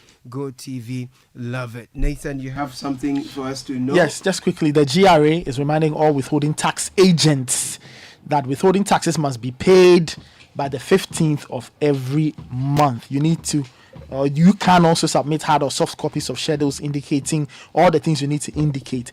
But GRA is saying go to the taxpayersportal.com and pay there, or you can call them on 0800 900 110 to find out anything that's not clear to you. There's a tweet I'm seeing here. Playing a qualifier outside Ghana, except in a tournament, is a national embarrassment. We must prioritize hosting our own games and protect our football pride. Godfrey, this sounds like a voice you're very familiar with. Stephen Appiah. He is not enthused at all. But who is? Who is? Maybe the only person. Those who are in charge, they don't seem embarrassed, right?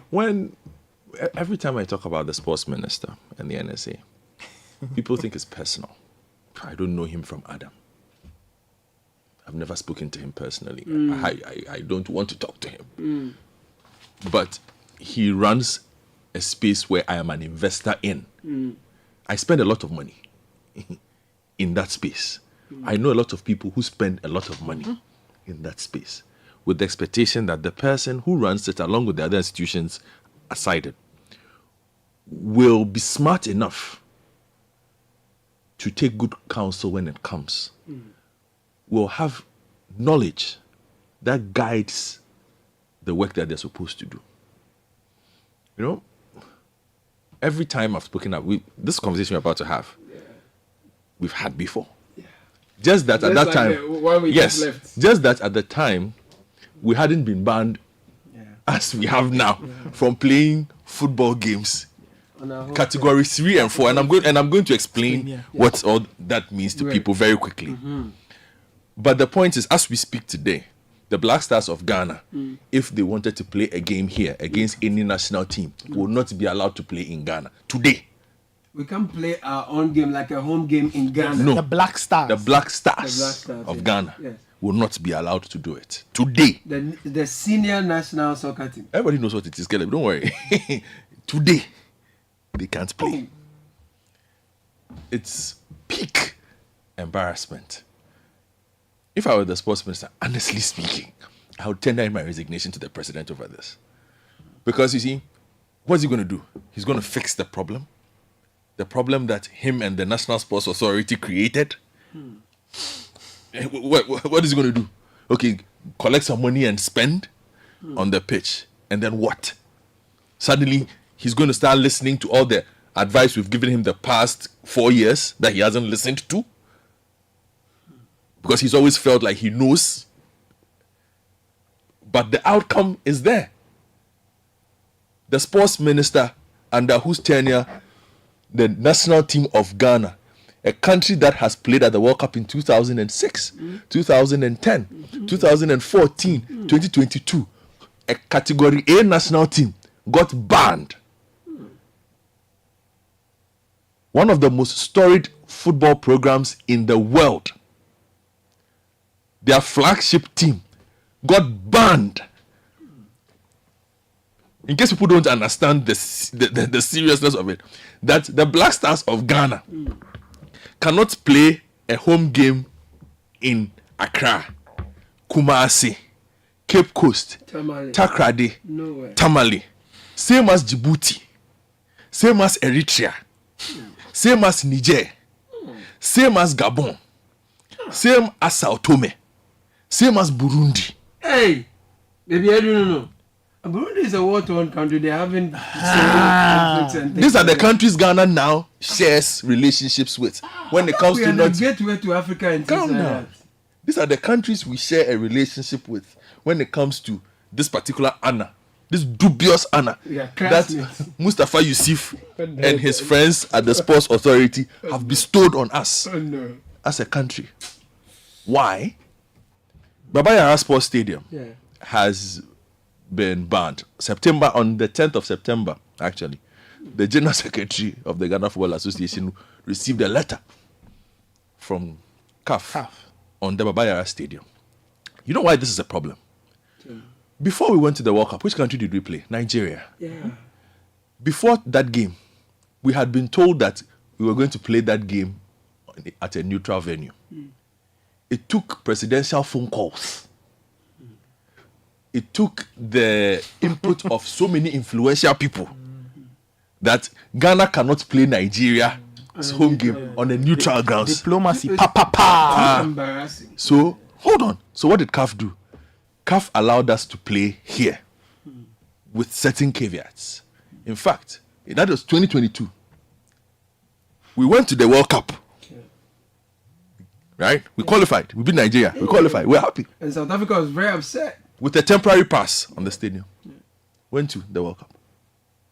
Came back with $9 million and shared the money amongst ourselves here.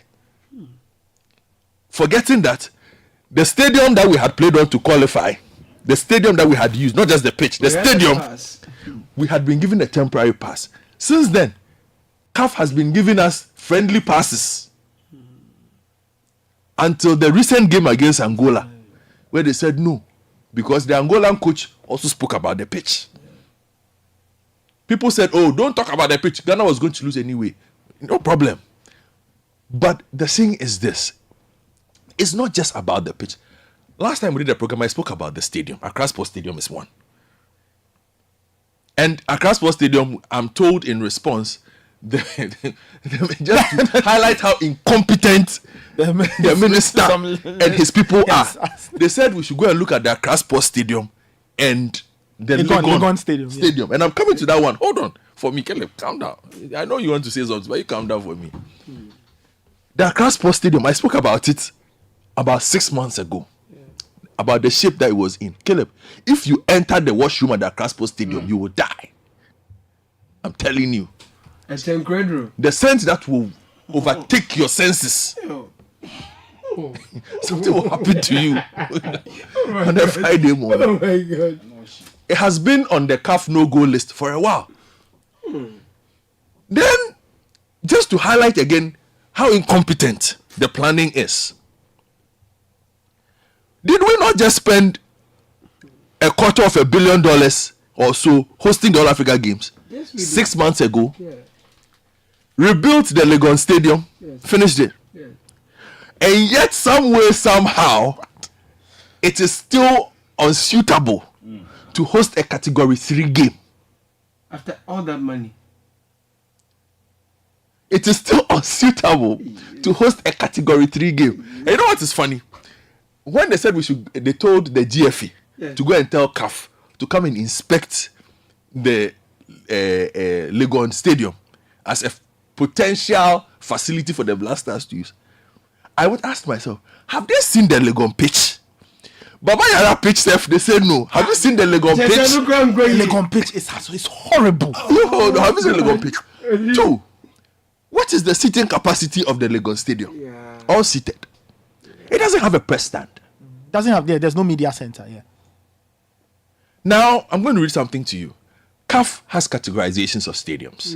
There's Category 1, Category 2, Category 3, Category 4. A bit of education. Category 1 stadiums play women's youth FIFA competitions, qualifiers. So we are talking And women's under 17. Yes. Women's under 20. And Women's Champions League qualifiers. Category 2 stadiums. Women's Africa Cup of Nations qualifiers. The men's under 17, under 20, under 23 Cup of Nations qualifiers. Men's Champions League preliminary round. Men's Confederations Cup preliminary round. So that's why Summertex and Swatreman they can play in Accra. Now guess what? These rounds are preliminary. Right? Now guess what? Where the problem lies? If Swatreman is playing today, if qualify, Swatreman wins today and over win over the 2 legs, if Swatreman win over the 2 legs or Summertex win over the 2 legs, problem. None of them can play in Ghana. Hey, because we go to category 3. Yeah. Men's Champions League. Group stage and quarterfinals. Men's Confederations Cup, group stage and quarterfinals.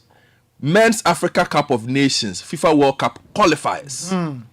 Men's Africa Nations Championship, CHAN, qualifiers. Black Galaxy. Women's Africa Cup of Nations, final tournament. Black Queens. Women's Champions League, final stage. Then you have category 4, that can only play CAF Super Cup. Men's Africa Cup of Nations finals tournament. That's if you want to host an AFCON. An AFCON, yeah. Men's African Nations, that's a CHAN final tournament. Men's Champions League semi-final. Men's Confederations Cup semi-final. And then other top tier competitions defined by CAF. Now, this is the first thing, the biggest problem we like. On requirements for a stadium. There are different things. I'll highlight just a few for you. Okay. And then listeners who have been to Accra, Kumasi, Babaya, ask us if you see Tamale, those things there. Esipon, Cape Coast, Legon. Yes. Ask yourself what it is. The first one, basic problem. And I want the sports minister and his people to listen well. The first one, 7.1. The first thing they look at, the field of play must be smooth and even level. They didn't say it must be green, which is why when we complain about the quality of the pitch, they went to spray the pitch and took photos of it to tell Ghanaians that the pitch is green. The pitch being green doesn't mean that it is smooth and level. And several people have said this before. People with knowledge have told the sports ministry and the NSC that the quality of a pitch is not about its color. It is about how it plays when there is a ball. It is about how it plays when pressure is applied to it. So the field of play must be smooth and level. Baba Yara doesn't have that. So they say, hey, you can't play there. Okay. Another one that we will look at, that is a problem here. I want to... floodlighting at the stadium.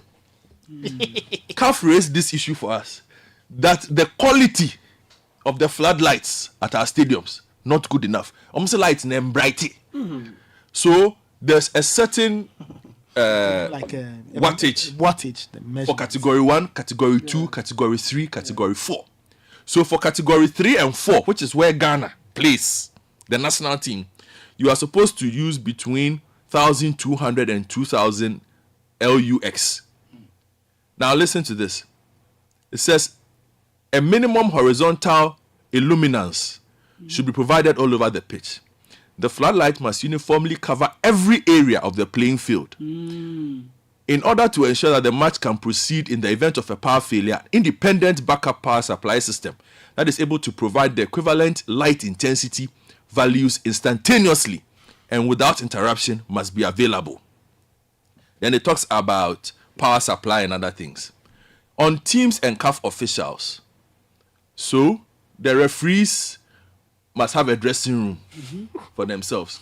1 for category 3, 2 for category 4. They must have a shower, individual toilet seats, urinals, bathroom sink, massage table, internet connectivity. So this one we have it.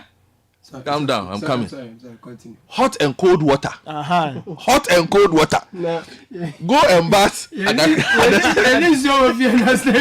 bath at the stadium and see. Go and bath. Good ventilation or air conditioning. That one is there. Then I take you to the stadiums, category 3 and 4. CAF must have an office there. Okay. They must have one for the CAF general coordinator, match commissioner. I'm sure they can allocate rooms at the stadium for this. Yeah. So perhaps they will do this. I'm going to take you to, they talk about spectators. I like this one. The stadium must be equipped with refreshment and catering facilities for all spectators in every sector of the stadium for category 3 and 4. This one is there. Where? Have you been to Accra Sports Stadium before? There's only one joint. One. Tego's Kitchen. Tego's Kitchen. It's joint. Yes, Tego's Kitchen. That's the only place. That's the only place you can. It says that every sector of the stadium. The stadium has 4 sectors. This side. And there's only one joint. The stadium has 4 sectors. It does not mean the people who have been grilling the meat outside the stadium. They are not part. That is not part. Oh, Charlie. Where did we pass? Talks about visiting supporters. Talks about public access and egress. Talks about sanitary facilities for spectators. Talks about a public address system for the stadium. Now, the public address system, listen to this, because somebody will say that the stadium has speakers. Yeah. The stadium must be equipped with a public address system. Okay. The public address system must cover both the inside and the outside of the stadium and be secured against failures of the main power supply. Giant screen for category 3 and 4 only, which is where Ghana plays. Giant screen that provides optimal viewing for all spectators and in a location which provides no risk to spectators. We don't have it. The giant screen is part of the PA system and shall be used to deliver messages or public announcements in case of an emergency. So on sanitary facilities, this is why I say go to the stadium. Sufficient, clean and hygienic sanitary facilities for both sexes must be distributed throughout all sectors of the stadium. Toilets and urinals must be equipped with flushes. Sinks and amenities such as toilet paper and soap must be available. Accra Sports Stadium, Shitum, that's what is there. Oh, hey, are you kidding me? First aid facilities for spectators. Facilities for spectators with disabilities is there. It talks about VVIP and VIP hospitality areas. Those of you who paid the good money to go inside the VIP. For category 3 and 4. A dedicated lounge area must be available for the VVIP guests. If you've been to the VVIP area at Babanyara, hey, send me to me. No, you must show. VVIP. I'm telling you, at the lounge area, Babanyara, hey, you can get a heart attack. The sense that will pass through you. I'm telling you. It reminds me of some hall on some university campus. Televisions directly connected to the feed of the OB van, not showing any replays. It's very specific. Right. Media-related areas. This is for us, the journalists. Have you used the media standard at Accra Sports Stadium before? You haven't? Yeah. Is there even one? These days, you don't even tell the difference. Yeah, because they sell seats. So the journalists are sitting there with the fans. Yeah. Are you serious? Oh, yeah. We are there. We are there. So listen to this. Then I will just conclude quickly because you don't have too much time. The media tribune must be covered and centrally located in the main grandstand. It must have an unobstructed view of the entire playing area and easy access to other media areas. If you've used the Accra Sports Stadium before, you know it's not possible. And this is supposed to even start from category 2. Wow. Babayara, Bobo, Cape Coast, Bobo. In the media tribune, seats with desks must be equipped with power supply, internet connection, and LAN cables. You don't have some. The desk must be big enough to accommodate a laptop, computer, and a notepad. It is not enough. I've been there. I've been Accra Sports Stadium. I said every year like... I've used every single stadium in this country. The media tribune should be accessible directly from the media center, the flash interview position, mixed zone, and the press conference room. Do you know where the Do you know where the media tribune is? You? No. Do you know where it is? No. Okay. In the media tribune, TV screens and seats without desk must also be provided. That's what I say. The journalists who have been going to the stadiums, have you seen the media tribune before? It doesn't exist. A printer must also be provided in the media tribune. Go to the stadium. Wow. You see, so these are just a few of the things that a category 3 and a category 4 stadium is supposed to have. Since 2008, we have built these stadiums and have failed woefully to upgrade them and to maintain them, whilst everybody else has moved on and looked on. Because so far as they are concerned, if you can play football on the green, it is fine. Nobody has cared about what the attendant infrastructure needs. So it's always been, oh, look at the pitch. Nothing else matters. In doing so, today, Tamale, Aliyu Mahama Stadium, it's in horrible shape. I saw a photo last time of the, you see, when you complain, they show you a photo of the grass. So they showed us a photo of the rehabilitated grass at Babayara, at Tamale Aliyu Mahama. Recently, last week I saw it. No problem. Esipon, that former finance minister, Keno Forata, told us was 90% complete with this rehabilitation. Go to them, see if they have touched it. Babayara just shut down. But even after CAF, the government says, the minister says we shouldn't play football there or something. First, after CAF. Accra Sports Stadium, we are still playing there, riding motorbikes and things on the pitch. Cape Coast Sports Stadium, the baby one, is the youngest of the lot. That is where all the Black Stars games were sent. Ask yourself why the Black Stars no longer play in Cape Coast. They failed to maintain the stadium. Not the pitch, the stadium. Now, UG. So, in all this, we ask ourselves, where did all the money go? Good. Babayara, since 2019, the Babayara that has been shut down, has been rehabilitated, I can count at least 4 or 5 times since 2019. Including one where it was shut down for almost 1 whole year. That they were upgrading Babayara. This was either 2020 or 2021, if I'm not mistaken. We are in 2024. And then when I complain about Mustafa Yusuf, you think I'm being personal? This is, no, you see, if you know the work, it will bear you out. Yeah. If you know the work, it will bear you out. I want Mr. Bawa Hussein, the other one was his name? Bawa Majid. To today come and issue a statement and tell us that we are playing football in the skies. That is what he said after the Angola game when everybody complained. He said, did Angola play in the sky? Public servant. Public servant. Listen to what you said. Followed by, you see, the National Sports Authority. I don't know why. We went from Professor Chumesi, who was a problem. Didn't know what he was doing with the National Sports Authority, not with teaching, with the National Sports Authority. And then we brought in Mr. Numekevo. Where's? I'm like, what have we done wrong in sports in this country to deserve these individuals? Why? So today, 13th September, Republic of Ghana. You don't have we are playing Sudan in October on the 11th. From what my checks, Sudan's itinerary was that they were showing up in Ghana on the 1st of October to train here for 2 weeks before they play us. So where are they going to train? No, as for the training grounds that you can train everywhere, but where we will play the game. Now here we are. We might end up in Togo or somewhere. Which brings me to this, you see. Sometimes you don't want to think evil, but then another opportunity to take money.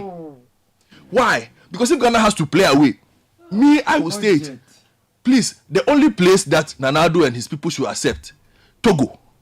You shouldn't go further. We won't play. We won't take Nigeria. We won't take Abidjan. They shouldn't try South Africa. Yeah, the people who are thinking about South Africa. They shouldn't try Morocco. They want to go on holiday. No. If you have, we are not going to spend money to fix the pitch to provide an avenue for you to go on holiday in Morocco. Yeah, because we know the minister will go if the opportunity presents itself. His deputy will go. South Africa, we know them. I keep telling you, the people, they know all the clubs in South Africa more than South Africans. Oh, all the clubs. Oh, they know them. They meet them there. Yeah, I think we go with them to the clubs. You understand? So, Stade du Kege is very nice. Now, when they get there, they should look at Stade du Kege and be ashamed of themselves. This is Togo. Stade du Kege. Yeah. Now, when they are returning, I'm coming. So, when they are returning, they should hold the hands of the groundsman who comes from Hohoi, a 30-year-old young man from Hohoi, and bring him back to Ghana to come and look after our pitches for us. I'll tell you something. Look, when we built Babayara 2008, and thank you, Bright Kankambwedu, for this one. I heard him talk about this yesterday. This country, Konsa, which put up the stadium, and Konsa is still around, by the way, spoke to KNUST and said, we want, to the relevant faculty, I think it was horticulture or something, we want grass. What can you do? They did everything, did a presentation, showed the samples of the grass. If you recall, if you were in this country between 2008 2010, that Babayara pitch was amongst the best pitches on the continent. It was not even in Ghana. No wonder Kotoko used to dispatch teams off easily like it's that. It's not like we need to go abroad to go and do this thing. Then they took all the contracts and gave it to my brother Frank Boating. Frank Boating. Green grass technology. Here we are, 2024. I think he has stopped working on the pitches, if I'm not even because they owe him plenty money too. Wow. But he must also answer for the poor state of the pitches themselves, not even the state. As for the facilities, we know that NSA and the ministry have ruined it, but the pitches too. So Caleb, here we are. 4 World Cups, millions of dollars spent, money, 5 or 6 stadiums built, a new one constructed recently that cannot. You see, you know the thing, when they added the Lagos Stadium on capacity for the criteria, category 3, category 2, it's 10,000, right? Category 2 has to be above 20,000. Above 20,000, okay. So category 2 is up to 10,000. Yeah. Category 3 is up to 30,000. The Legon Stadium is how many people? So how, if you have even you take a cursory look at the CAF requirements, how do you put the Legon Stadium on the list? It doesn't take the numbers required for category 3 and 4, which is where the Black Stars play. So these are the people we have. These are the people we have, embarrassing us on a daily. I'm told they said they are going to spend some money to fix the pitch. Are they relaying it? We want to know, because you see, I don't trust them. We will not allow them to. We will see and we'll go and check what it is they are doing.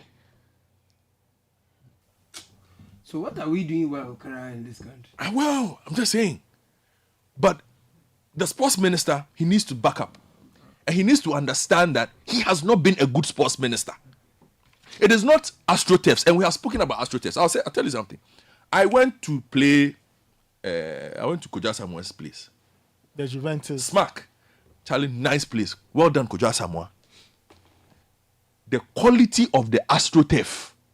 So I asked myself, if Koja Samuel, individual, has done this here, why is it that we are allowing the ministry and other people to be laying indoor carpet as AstroTurfs in this country? Look, anybody who has played on the AstroTurfs here will tell you, when it gets blazing hot, you can't play on any of the AstroTurfs. Koja Samuel's AstroTurf, if you let the sun shine at its peak, you don't feel anything. You don't feel anything. So why do we do this to each other? Look, they should stop taking. We've said this before, and it's not about repetition, but stop taking pride in the AstroTurfs you've constructed for us. All that money that you spent on AstroTurfs, We could perhaps have used some of that money as well, in addition to the World Cup money that you have blown, paid to yourselves and your friends, to give ourselves one good stadium. One good stadium. Think about it. The Republic of Ghana today does not have one good stadium. And by one good stadium, we are going by what a good stadium is supposed to have, not a pitch. Thank you, Caleb. Go for it. So this is still Kwame Nkrumah's Ghana. We'll go for a very quick break. When we are back, we'll wrap it all up. The morning is heavy on my shoulders. The luckiest. Star 712 hash.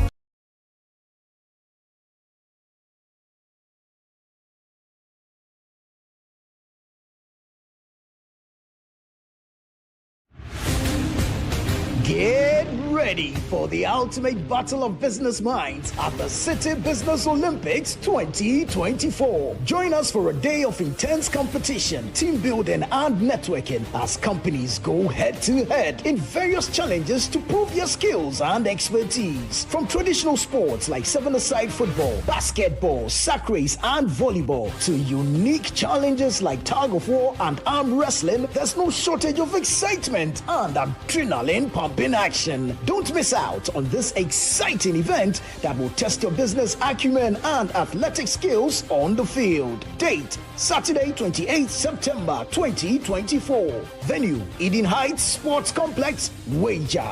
Time: 8 a.m. Call 0558 973 973 for details on how you can participate and showcase your company's talents at the Citi Business Olympics 2024. Get ready to compete, collaborate, and conquer. The Citi Business Olympics 2024 is powered by Channel 1 TV with support from 97.3 Citi FM and proudly sponsored by Piva Beverages, Blue Jeans Energy Drink, Bethel Logistics, experts in shipping logistics, and Losati Lozenges from Unicom Chemist Limited.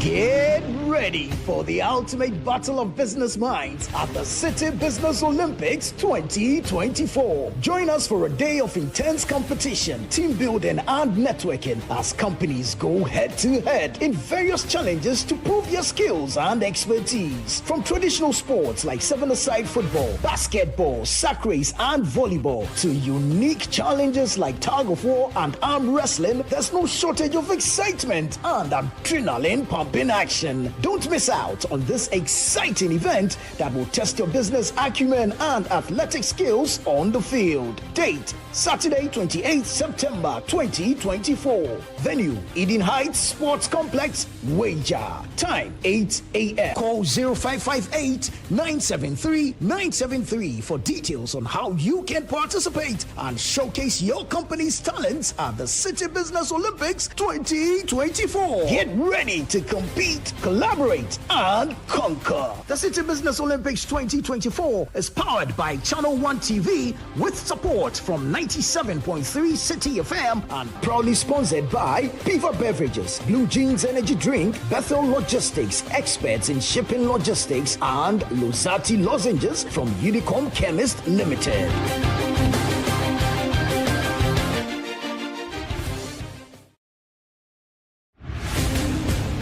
Get ready for the ultimate battle of business minds at the Citi Business Olympics 2024. Join us for a day of intense competition, team building and networking as companies go head to head in various challenges to prove your skills and expertise. From traditional sports like seven-a-side football, basketball, sack race and volleyball to unique challenges like tug of war and arm wrestling, there's no shortage of excitement and adrenaline pumping action. Don't miss out on this exciting event that will test your business acumen and athletic skills on the field. Date: Saturday, 28th September 2024. Venue: Eden Heights. Concern. Listen to this one.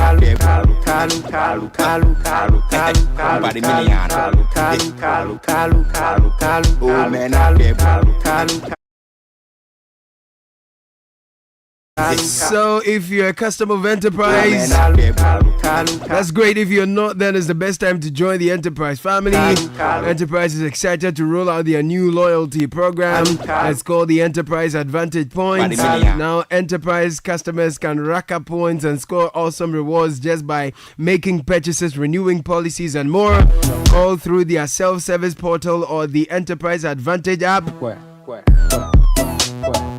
Just log into your account, access the Advantage points and start earning points for rewards like airtime, Momo and more.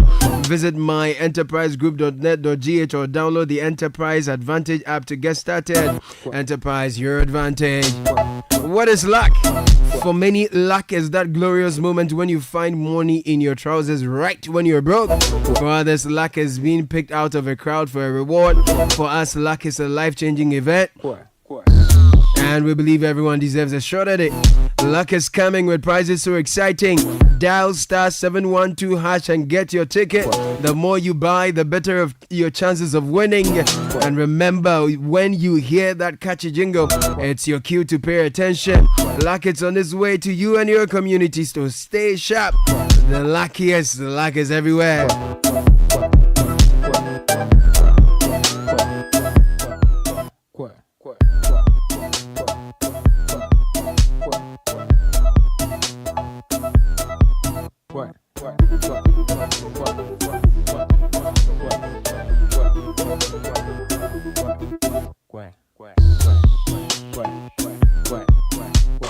Citi 97.3 Accra.